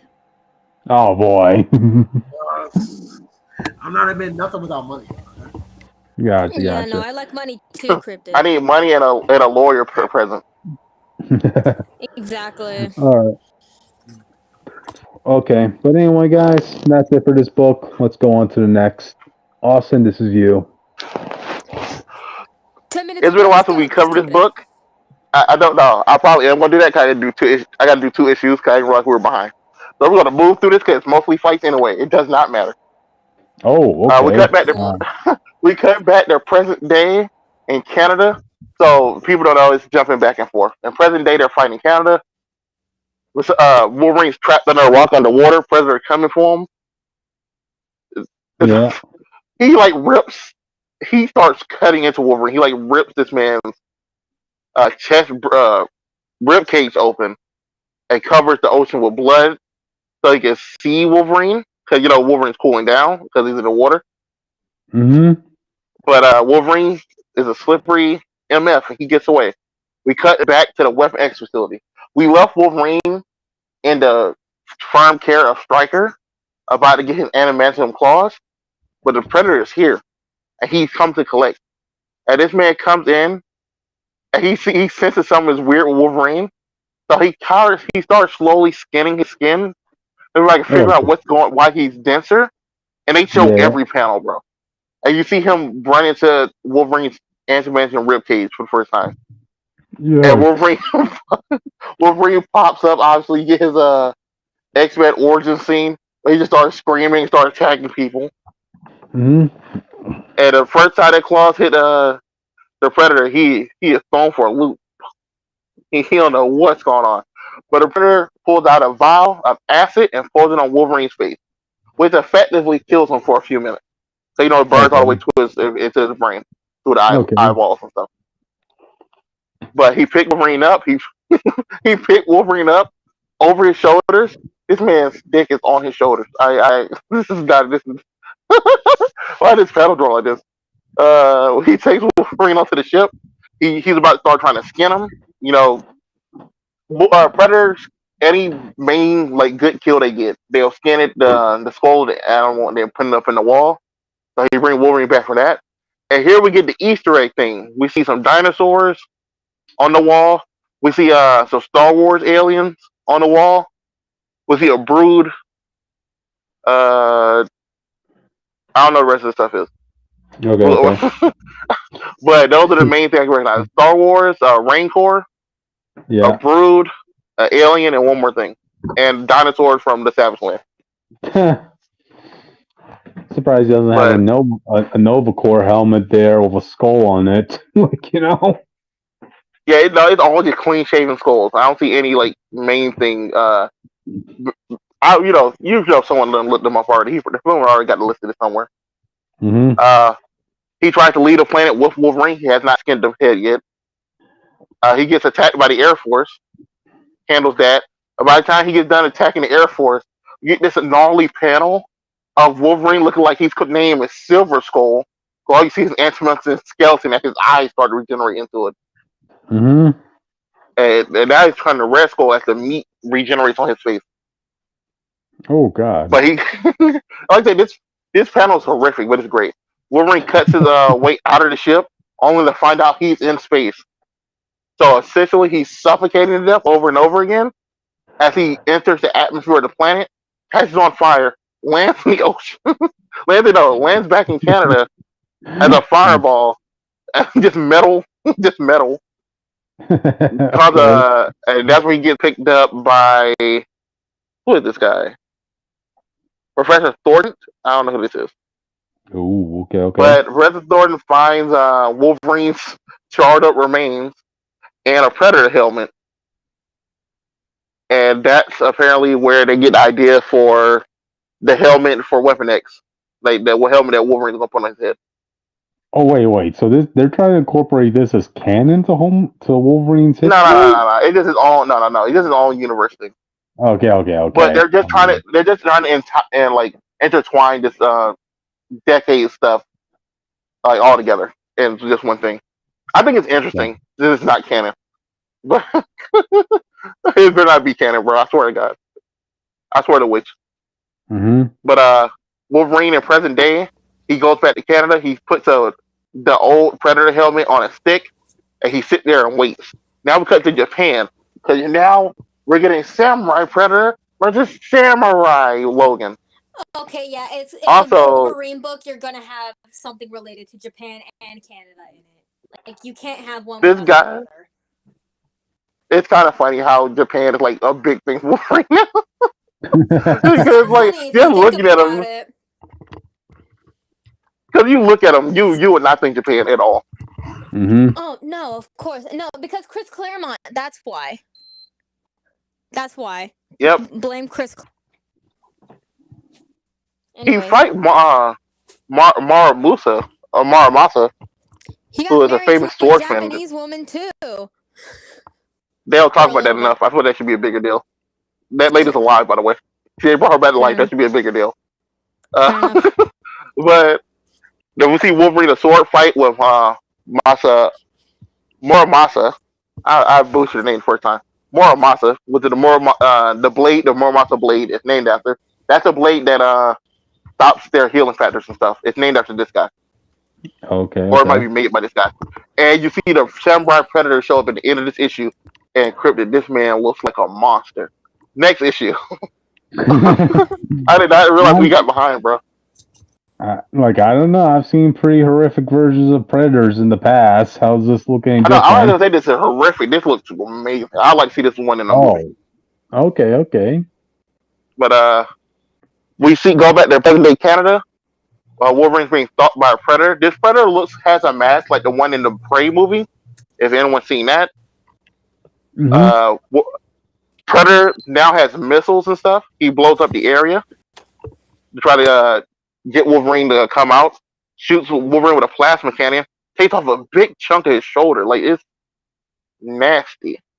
Oh man. Wolverine Predator takes his mask. He ripped off his bone mask and takes his silver mask back. Like, nah, it's me. I'm back. You killed one Predator a long time ago, but that one wasn't me. And we cut back to Japan. It's a three-way fight between Logan, Muramasa, and the Samurai Predator. And he's using his claws at first to try to fight Logan. Logan throws his sword. The Predator takes his sword and starts cutting off limbs. He's like swinging hard enough to break some of the antimanium a little bit. He shoots his plasma cannon to shoot the sword out of Wolverine's hand. And now they're doing claw to claws again. And then the hand shows up for some reason. And I was like, why is the hand here? Yeah, exactly. And that's kind of how that scene ends. The Predator leaves because the hand shows up. We cut to Winchester, New York, the past. So this is X-Men Wolverine. It's him talking to Xavier. And then you see 3 dots on Xavier's head. The Predator's about to blow this man's dome off, bro. And he blows up the mansion. Because the mansion always got to get blown up. I feel that's a staple of X-Men. Yep. So now Colossus comes to save Professor. Wolverine goes on a hunt. He goes in and tries to save people. We see Shadowcat. She's kind of hurt. She sinks into the ground, and the Predator walks in. This man has the balls to 1v1 the X-Men right now. Nightcrawler tries to teleport in to save, to stop him. Almost gets stabbed. He teleports, gets Logan's out. Logan gets to the kids, and all the people tell, hey, y'all gotta leave. This man is serious. Jean Grey's not here. Scott's not here. I don't really trust these kids to fight. So y'all get these kids to safety. I'm gonna try to handle this dude. Fair enough. And funny enough, the Predator took a hostage, and guess who it is? Who? Gene. This man took Rogue hostage. This dude's an wow. idiot. This man did no research. What? Austin, did I hear you correctly? Did you say Rogue? Yeah. Yep. He got her by her hair as she went to help a kid, and then he put his claws up to her neck before Wolverine can react. Oh my god, that's not gonna end well at all. Like, out of funny all enough, it ends okay. I'm just saying it's not gonna end well for the kid. So yeah, but funny enough, it ends up okay. So Wolverine just puts his hands together. He gives up, and Bert's like, I guess. So he lets Rogue go, and him Wolverine just calmly walks out. He just Rogue, just take care of the kids. Everything's gonna be all right. Wolverine had these handcuffs on. He just immediately got the cuffs, bro. I was like, what's the point of them on? And it's some magic stuff. How you do this? They don't show that he does any trigger or anything. He didn't break out. They just literally just kind of fall off. Shadowcat probably did something for all we know. Yep. But so now they're fighting right outside his ship, which is in the yard. But as Wolverine goes in and try to get a good hit, Danny. Oh, so Mirage is helping. That's what it was. It was an illusion by Mirage that Wolverine could sneak Ooh, the Danny. Predator. But as that We happens, he stand grabs her by the Danny in this throat. household. Nightcrawler. Everyone should. That's not a joke. That's not cool. Stand Danny or die. Anyway, Nightcrawler comes in, rips out some of the the tentacles he got on the back of his like headpiece. Who again? The the Predator had like tentacle things, Oh like yeah. like dreads on the back of his headpiece. They Yep. rip those out and they shoot off some smoke and stuff. So I guess that's kind of how they breathe in every atmosphere. Mm-hmm. Like that's their air supply basically. And he starts freaking out. And he's like, "I gotta go! I'm about to be killed." And then Rogue grabs his hand. So now Rogue has the memories and the strength of the Predator. And he goes invisible and runs away. And we come back to present day, which is in Canada. The Predator is whooping Wolverine up, bro, while he's trying to regenerate. He rips out one of Wolverine's eyes. But Wolverine goes full berserker mode, starts tearing into him, and then they run into each other. They both stab each other through the chest, but the Predator activates his self destruct, and they both blow up in a one magnificent explosion. With Wolverine obviously being the one who survived, and he takes the Predator's spear. But that's it. We have one more issue after this. I think this fight's been amazing. It's just hard to explain because it's just fighting. But I think this book's amazing. If you want to see just a cool fight or with a loose story, I think this is it. This is pretty great. Yeah, if you want to see cool designs, I mean, the way you're describing that samurai Predator, I mean, it sounds epic, man. Yeah. I'm about to post the picture now. Mm-hmm. I didn't get a picture with I didn't get a picture with the sword in his hand, but I got the picture like the full design. Gotcha.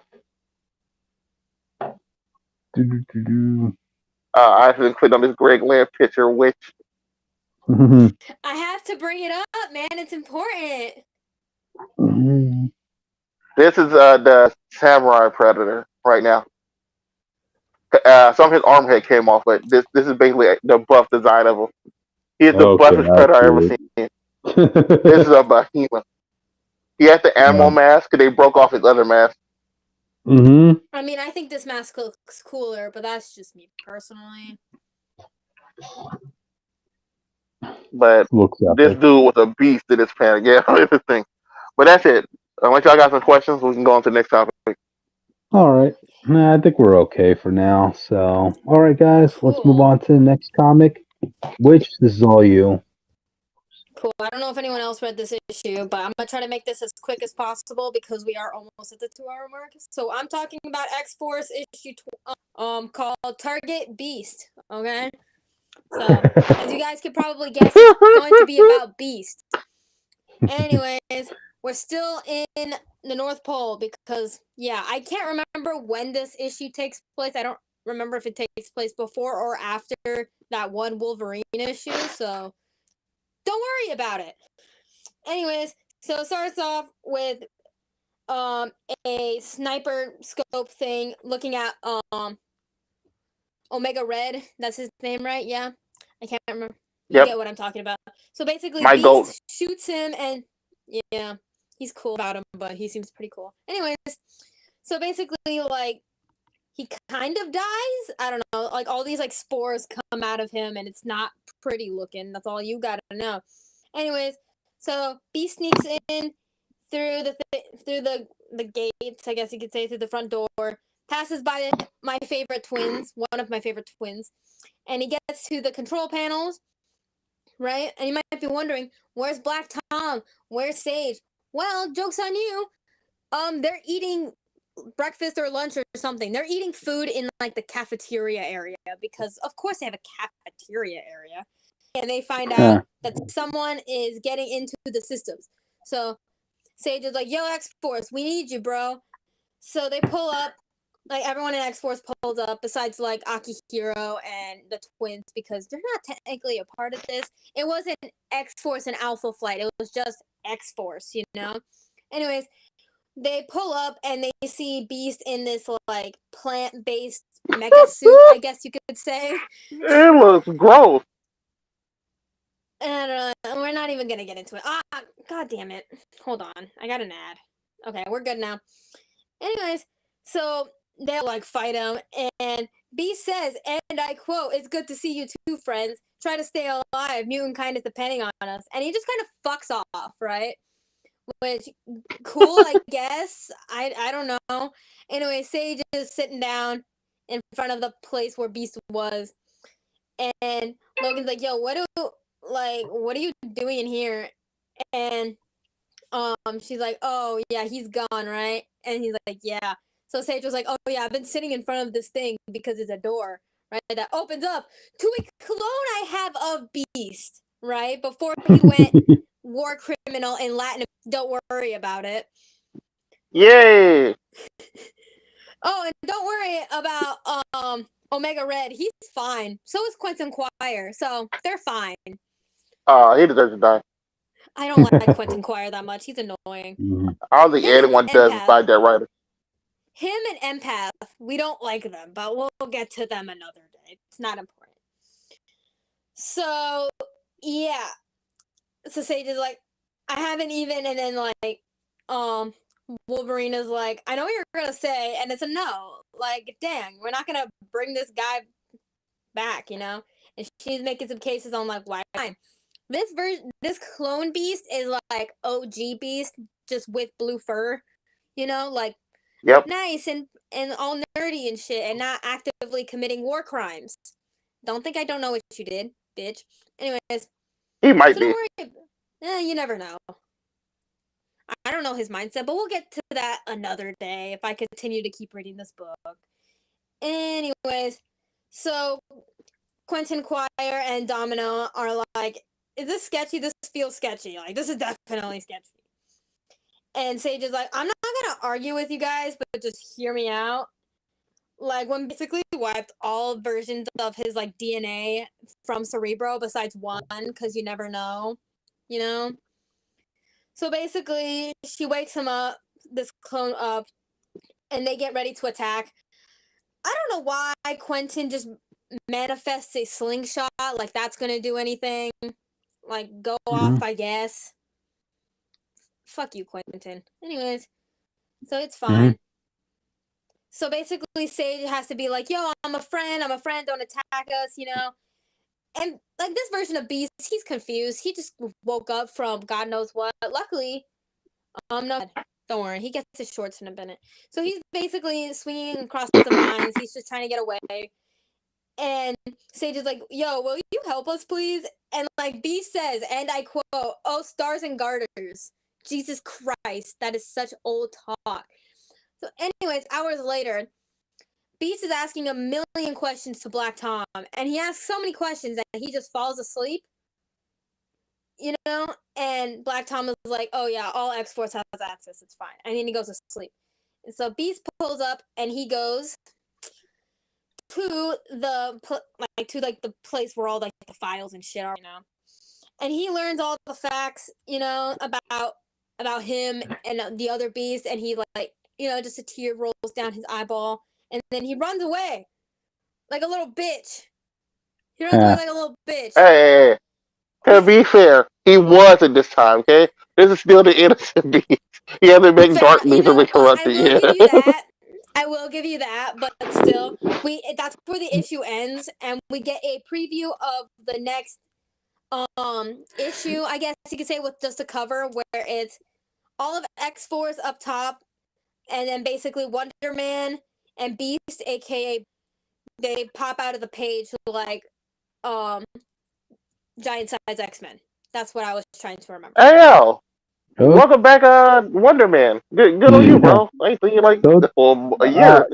You know, Wonder Man and Beast were pretty chummy friends, and when they were in Uncanny Avengers, so I would like to see what Wonder Man's standpoint is on Beast over the past couple of years. You know, like what happened? Yeah, next issue, me and Credit might end up reading.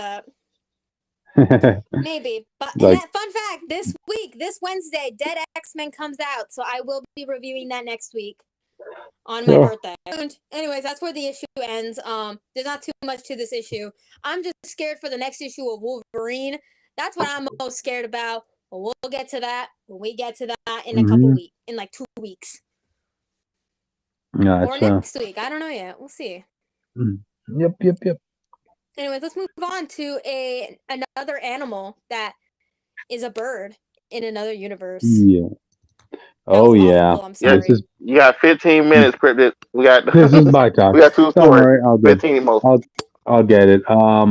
Penguin number 6, audience. You guys know I'm not the biggest fan of Tom King, but I love Penguin. Yay. And yeah, I haven't really been loving this run, but this one actually was the best comic in his run so far that I've read. You thought, like, based off the last issue, that, like, Penguin was finally going to make his move, right? He was finally going to come back to Gotham City now that he has his forces, this and that. He was going to take his spot back from his daughter, but no. Instead, we randomly are going back in time to seeing Penguin's origins, called The Unimportant Man, Part 1. I was like, oh, wow, that came out of nowhere. So, you see Penguin. He's starting off as like a bartender working at the Iceberg Lounge. And you see him having to take the abuse from the crime lords and the slum that come here all the time. Heck, you have Falcone over here who, like, literally throws a glass brandy at Penguin's face. And that guy's not dead? Nope, he has to go to the bathroom, and he's like, he has shards of glass all over his face. He's trying to pluck them out one by one, and then you have one guy coming out of the bathroom saying, you the guy that cleans toilets? Let the pile of shit for you to clean up. This guy's bleeding all over the face with glass, and you're expecting him to clean up shit, So we're trying to get him infected, bro. I know. He's I guess. But anyway, so we go back to Penguin, right? He's going back home. He's coming up to the rooftop to talk to his mom. His mom apparently loves to talk with the pigeons that are up in the roof, right? She's asking, "What happened to your face?" And Penguin's saying, "I fell. You're clumsy. Maybe you shouldn't be up here then. You could fall pretty far from a height like this." Nice little symbolism there, But anyway, she talks and she mentions, like, the time she actually met this new mysterious upcomer named Batman, right? And that's when, Penguin, he has a little shot of an idea, right? He ends up messaging Batman. He finds his Batmobile and leaves a note in there. He meets up with Penguin, and Penguin's like, "Okay, look, here's a scoop, right? I'm around, like, the scummiest crime lords of Gotham on an occasional basis at the bar. You know how much info they dump when they're all drunk and high as heck with a girl in their lap? I could be of use to you, Batman. I could be, your eyes and ears in the criminal underworld. They will never look at me as somebody as a threat. I mean, look at me. I'm short. I'm fat. I don't have any fighting skills. I'm poor. Come on, Batman. Please, let's make this work." So, yeah, for the most part. Is this in the past? Am I confused? Yeah, this feels like an Elseworld origin story. I doubt any of this happened. This sounds real. I know. I guess Tom King just feels like he's the writer. His stories are more of Elseworld stories. That's the best way I could really think about it, So anyway, you get brief walkthroughs, right? Penguin is telling Batman of all these heists, all these robberies that are going on. As a matter of fact, it was because of Penguin that he actually tipped Batman into that whole Ace chemical plant incident that created the Joker. So, yeah, Penguin inadvertently was part of the reason the Joker got created, But anyway, hey Tom King for that, all right? Okay, but anyway, so yeah, for the most part, their business has been really good up until the only crime lord left. Apparently, the only big one left is Falcone. And that's when Penguin realizes, look, if we turn in Falcone, then I'm of no further use to the Batman. And because the Iceberg Lounge is owned by him, I'll be out of a job. The whole place will be, going out of business. So he kind of pleads his case for Batman, right? About this, like, look, Batman, I know you know me. Like, I'm a good guy. Like, I have a mother who has a mental illness who I need to take care of. Please, like, we'll turn in Falcone, but I need you to do me a solid on this. And the solid being that, like, they get Falcone, they put him in jail, but I guess through Batman's connections, Penguin ends up taking ownership of the Iceberg Lounge, and and Penguin agrees that, like, he'll still continue to be Batman's eyes and ears, right? Because more criminals are still going to be coming by the Iceberg Lounge anyway to just have a good time. And then that's when you have Penguin in the rooftop. He's with his mother saying, "Mother, this is great news. You know what this is like. It's like, right? I went from picking up crap in the toilets to owning the toilets. Ain't it sweet? The American dream." No, that's literally what he says. The American dream. And I owe it all to you, Ma. You were so important to all this. And she's like, what, me? I didn't do anything. Ah, Ma, come here. And she's like saying, I was important? Ma, listen, you gotta listen carefully. I said you were important. I knew it. Yep, as the issue ends with Penguin pushing his mother off the rooftop because he just keep this in mind. This is his stepmother or an elderly woman that Oswald is seeing to taking care of, right? But he kind of used that to sweeten up to Batman, saying like, "Look, I'm just an honest boy trying to take care of an old lady." And I guess that buttered Batman enough to help him gain possession of the Iceberg Lounge. Yep. I get rid of her now when Batman inevitably. Yeah, I was about to say, it seems very suspicious after I help you out. She just throw it out a window or something, So, I feel not a good plan. I know. This just really came out of left field, but I just like that little symbol, that little tidbit at the end. Like, Otto has the allegiance of a jackal. He'll backstab anybody if it means he goes up the ladder or higher up in the food chain. Yeah, but he didn't have to backstab. That's why it's weird. Batman goes to check on this story, and you're that lady's not there. Like, I'm saying. Well, I mean, that's how you'll see the divide between Batman and Penguin at that point. They're going to have to fight no matter what eventually. Is that what the divide was about? Because this didn't even have to happen. Wait, how exactly did Batman help him get the allowance? I don't know how. Like Bruce Wayne helped pay for it? It's ambiguous. Like, he worked out a deal with Otto off panel, So Bro, he had to show this because anyone who knows Penguin knows that for some reason or one new reason or another, Batman can never close the Iceberg Lounge. So I didn't know how he actually helped this man get it. I didn't know this. Because Bruce Wayne paid money on this building and he can't get it closed out. What are you talking about? Do you trust Tom King to tell that story, Austin? I didn't trust him to tell this story. Apparently, he doesn't stop him. Jake, you were saying something? Yeah, not based off this issue. I don't think he can. Well, it should be very telling when I say that this was the best issue of his run so far. That's depressing.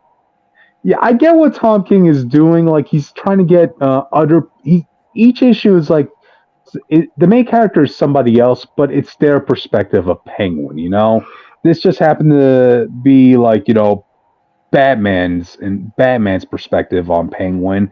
He does get some monologue and some mental boxes talking about what he sees Otto as, But I'm just trying to briefly run through this comic after all. Is he writing Penguin as himself? He did give Penguin a hot wife, so out of nowhere. So yeah. I know it. Okay, but yeah, that's it for the Penguin audience. Yeah. Okay. All right, Austin, you want to talk about your last book? Oh, I forgot those. Yeah. I guess. Let's talk about them shoving Kamala Khan in books once again. Because that's what happened. What? We cut to 10. This is Rise of the Powers of 10. A story we already knew about that Kamala was not in. Yeah. But they had the reason she's in here now and being retconned into this now because they made Rasputin like her for some reason. So they got to justify that reason. So we got to 10 years in the future. Krakoa, everything's done burnt down. Nimrod standing here. His name is Nimrod, but he's probably the greatest Sentinel of all time. He's like the last Sentinel, like in the timeline. Okay. But they are dealing with an old, broken Emma Frost, who's in her diamond form, and they're basically asking her like where the rest of the mutants at, because there's only like a small group left at this point. Mm-hmm. She doesn't say anything, and Nimrod finishes her off. He breaks her arms and she falls into the lava. Can Diamond survive lava? I don't know. She might be okay, but she don't have no hands, so she's very messed up. Like he broke both her arms off. Yeah, I guess in her mind, she's like, as long as I have the moneymaker, I'm good. Those still look pretty. Yeah. Men don't look at my arms. Men don't look at my arms. They look at another pair of assets. Man, look, most of her body's fake, bro. She can get fake hands. She'll be all right. Okay. But those who go off, Omega Shenron, I'm gonna say Omega Shenron. Omega Sentinel is worried about the mutants, particularly making a comeback. And Nimrod's like, look around, it's over. All right, tomorrow changes everything. We're gonna do our final attack. Tomorrow we become our god. I don't know what that means, but they said tomorrow we're gonna meet our god, our new god, and then tomorrow we're gonna also become our god. So I don't know what that means. We'll find out later. Mm-hmm. The last few mutants I can see is Mystique, Gambit. They're trying to talk to Xavier. Emma died. Yeah, so they confirmed Emma died. She sacrificed herself to stay behind and try to stop him. She got killed. They're trying to.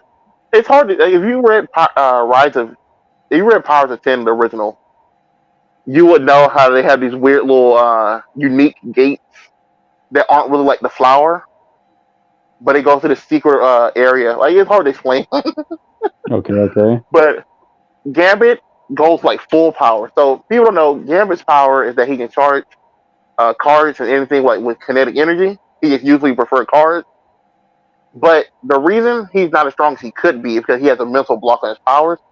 So they undo that mental block, and this man goes all out. He kind of just flying around looking like a like imagine like Cannonball but with an energy field. He kind of like doing that to Sentinels right now. And these are the Iron Man Sentinels. They're still around. That's kind of weird.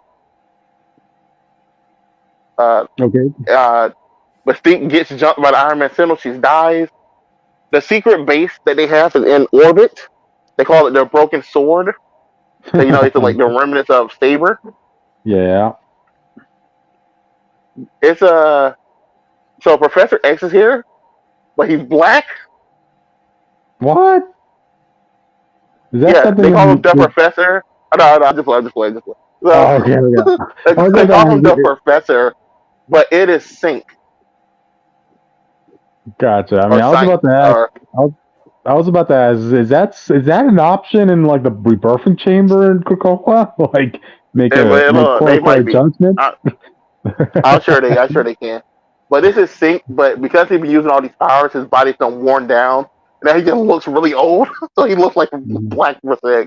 He's bald and everything, like full on. It's funny. Oh, Here we get the reveal of the full team.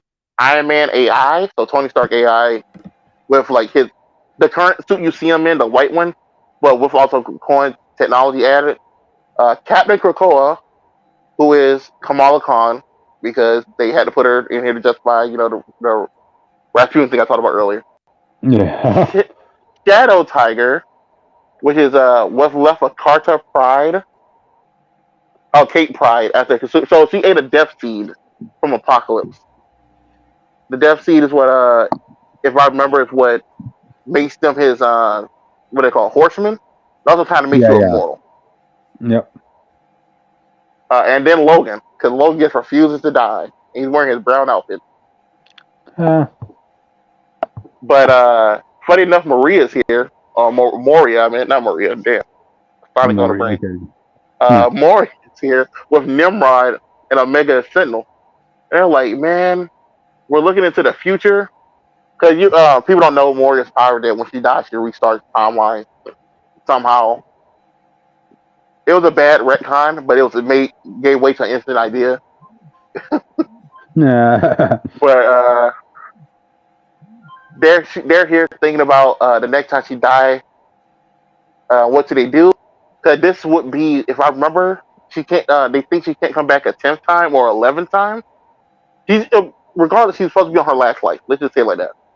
Okay. So they're worried about the last restart and what might happen. And funny enough, they have, what is this? Oh, a robot named Stasis. It looked like failsafe for a minute. I was getting scared. I was like, this is not Batman.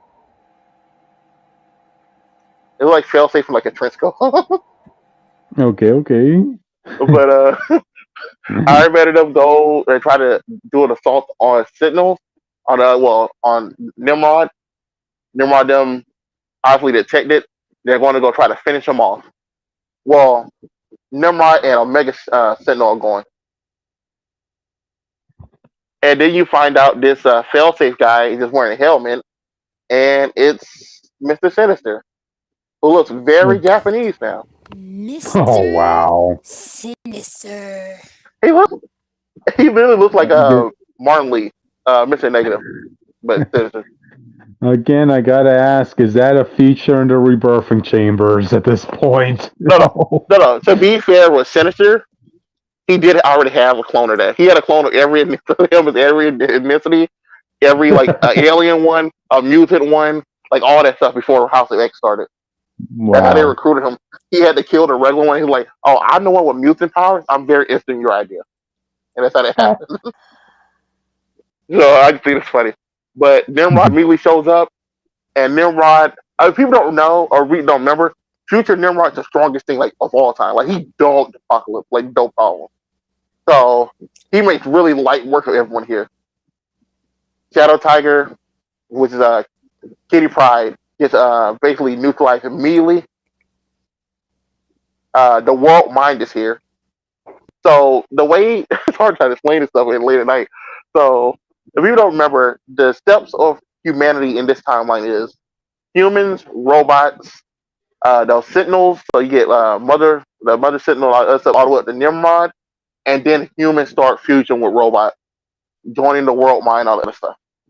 Oh. So that's how humanity lives on. That's like their next step of evolution.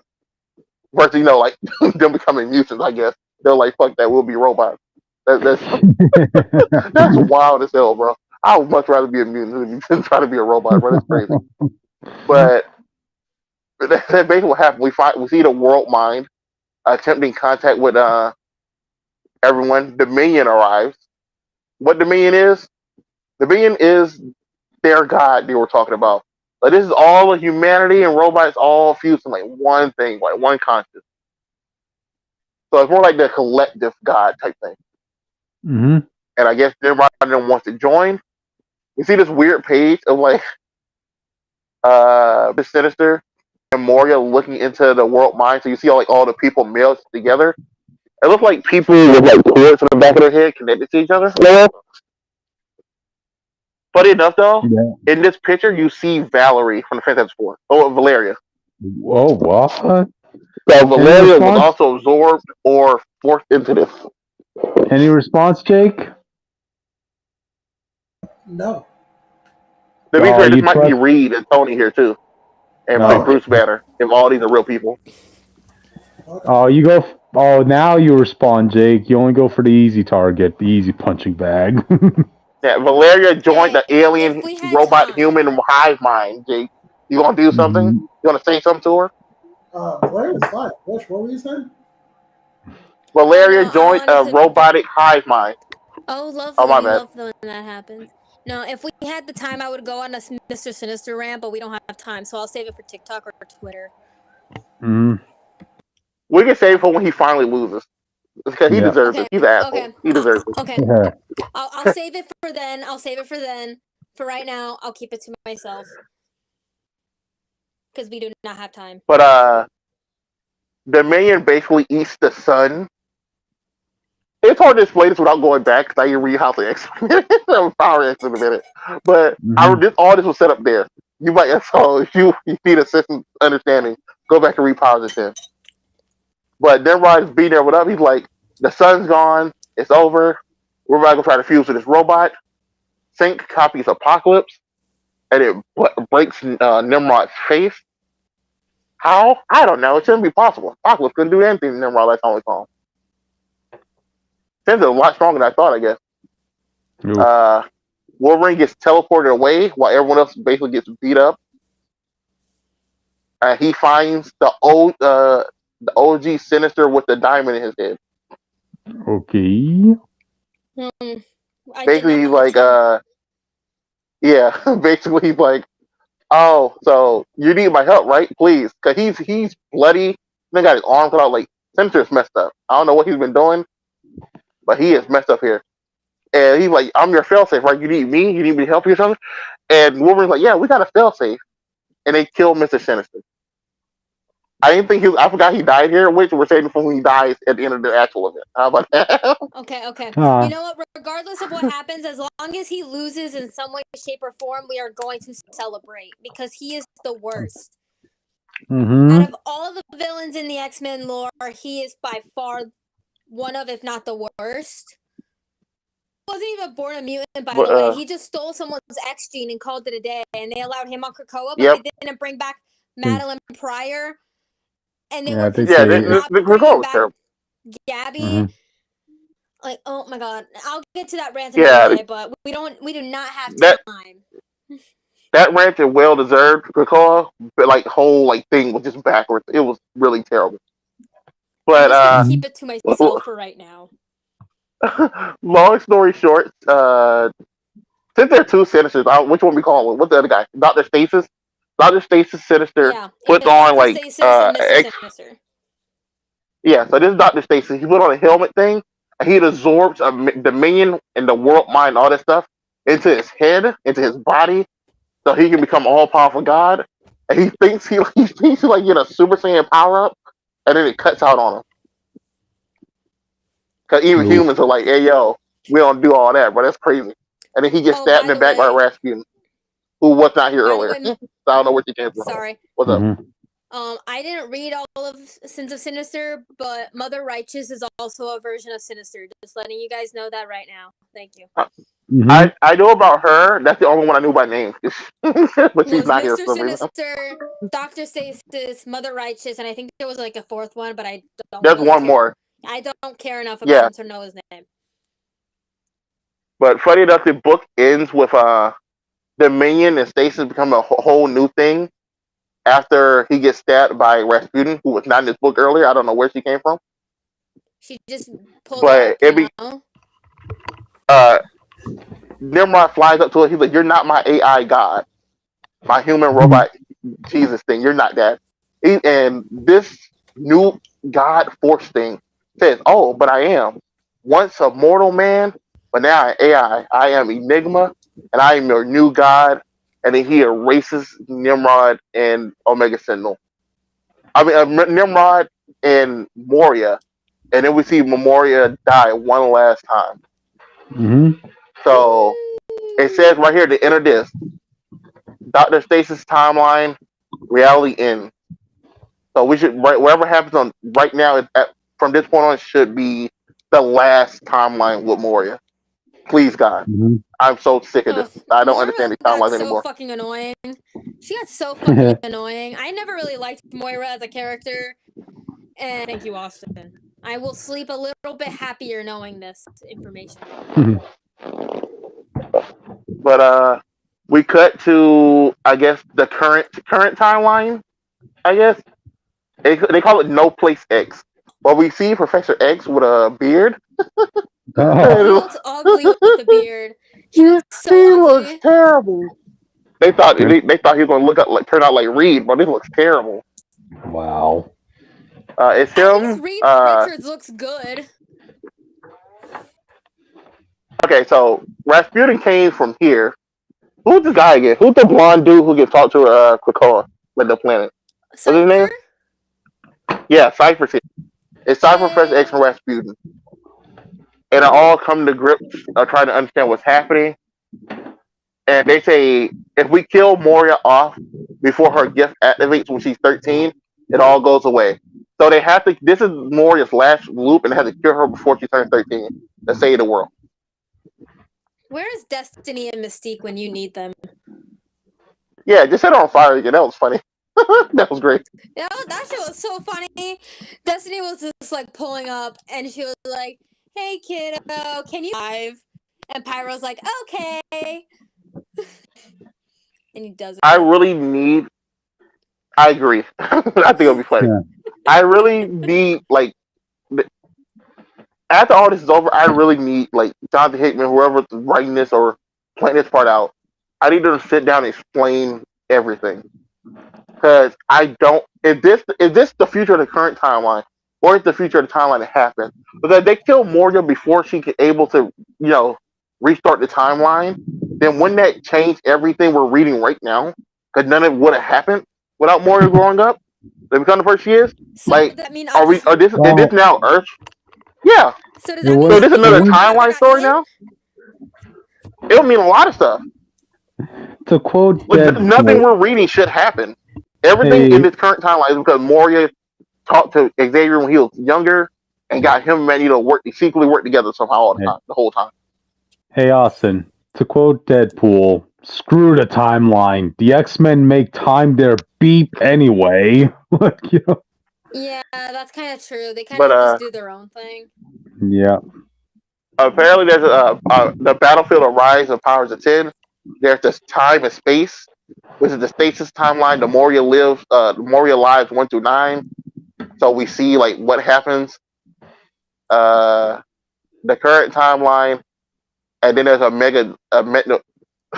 there's a stasis timeline, a sinister timeline, or Arias timeline, a mega Sentinel timeline. I guess they're all just converging or some crazy stuff like that. And then there's a place outside of time and space where no place that Xavier is, and also the White Room, and where Enigma is now. Mm-hmm. Seeing the picture, I understand it. I cannot explain this, bro. Yeah, go ahead. Where the hell is Cassandra Nova when you need her? Where is anybody you need her? For real, where is anyone of importance here? Like, Sync's over here being emo over the fact that Talon was murdered. And then it's like, some people are in the white hot room or whatever the fuck they were in that alternate dimension. There's like a they're still there apparently. Thing. Jean is doing Jean things. I don't know. Alpha Flight, most of them are in prison. Half of them are, 3 of them are in the North Pole. The rest of them are in space. One got killed by Sabretooth. X-Force is just chill. No. What the fuck is even happening? And they're going to be 10 years in the future. They all just get wiped out by that point. Like, I need more. I really hope this gets actually thoroughly explained. I feel like they kind of rushed into this event, but that's just me personally. Don't get me wrong. I am so grateful for an Alpha Flight book in the 2020s, but like, I kind of need more explanation for everything. Yes. Like, what So happened between the Hellfire Gala and now? Like, what? we might have to do I a think whole night just about this timeline, one day on a oh, Thursday or please. Wednesday or something, I need because this is both. ridiculous. It is really ridiculous, and that's coming from someone who actually reads some X-Men comics. Hmm. Some. But that's basically it, bro.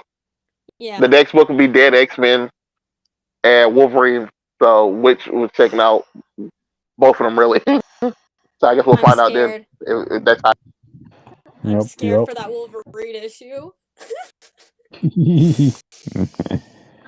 And I wasn't But even reading that book or X-Force previously to Alpha Flight cameo. gotcha. But alrighty then. I think we got through all of them, guys.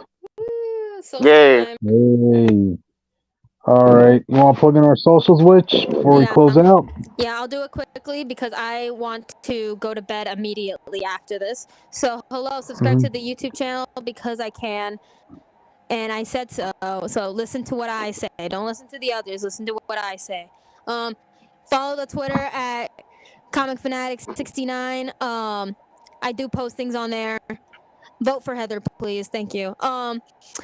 You can also follow us on Instagram at Comic Fanatic 2.0. We do post things on there sometimes, not as much as the Twitter. If you want us to make a link tree, I can definitely provide that for you guys. I think it will make all of our lives a little bit easier, tagging all of the social medias. If you want to follow me personally, you can follow.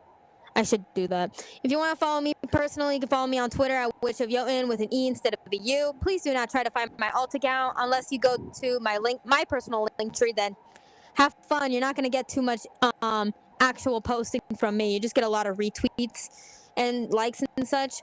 If you want to follow me on Instagram and TikTok, you can follow me at witch_of_Jotunheim. If you want to find Austin, like I said, he's a brick wall, blue eyes. Okay, remember that. Bright blue eyes and hot pink blush. Okay, that is very important to his character. If you want to follow Jake, he's still chilling out in the Spider-Verse. I just don't remember which universe specifically. It is not important. And if you want to find Cryptid, you know how to summon him. Something with the Pledge of Allegiance. Spin around in a couple circles. Caw like a bald eagle and call it a day. I think that was it, right, Cryptid? Pledge allegiance to a bald eagle 3 times, and I'll be there. Or you can just go to Jersey. I don't know. Anyways, have a good night, y'all. Remember to read Alpha Flight and go vote in that poll. And if you need that beer, even if I don't like it, I will pay you good money. Anyways, Gotcha. I'll see you guys next week for my birthday. Have a good Trust. night. See y'all later. Bye.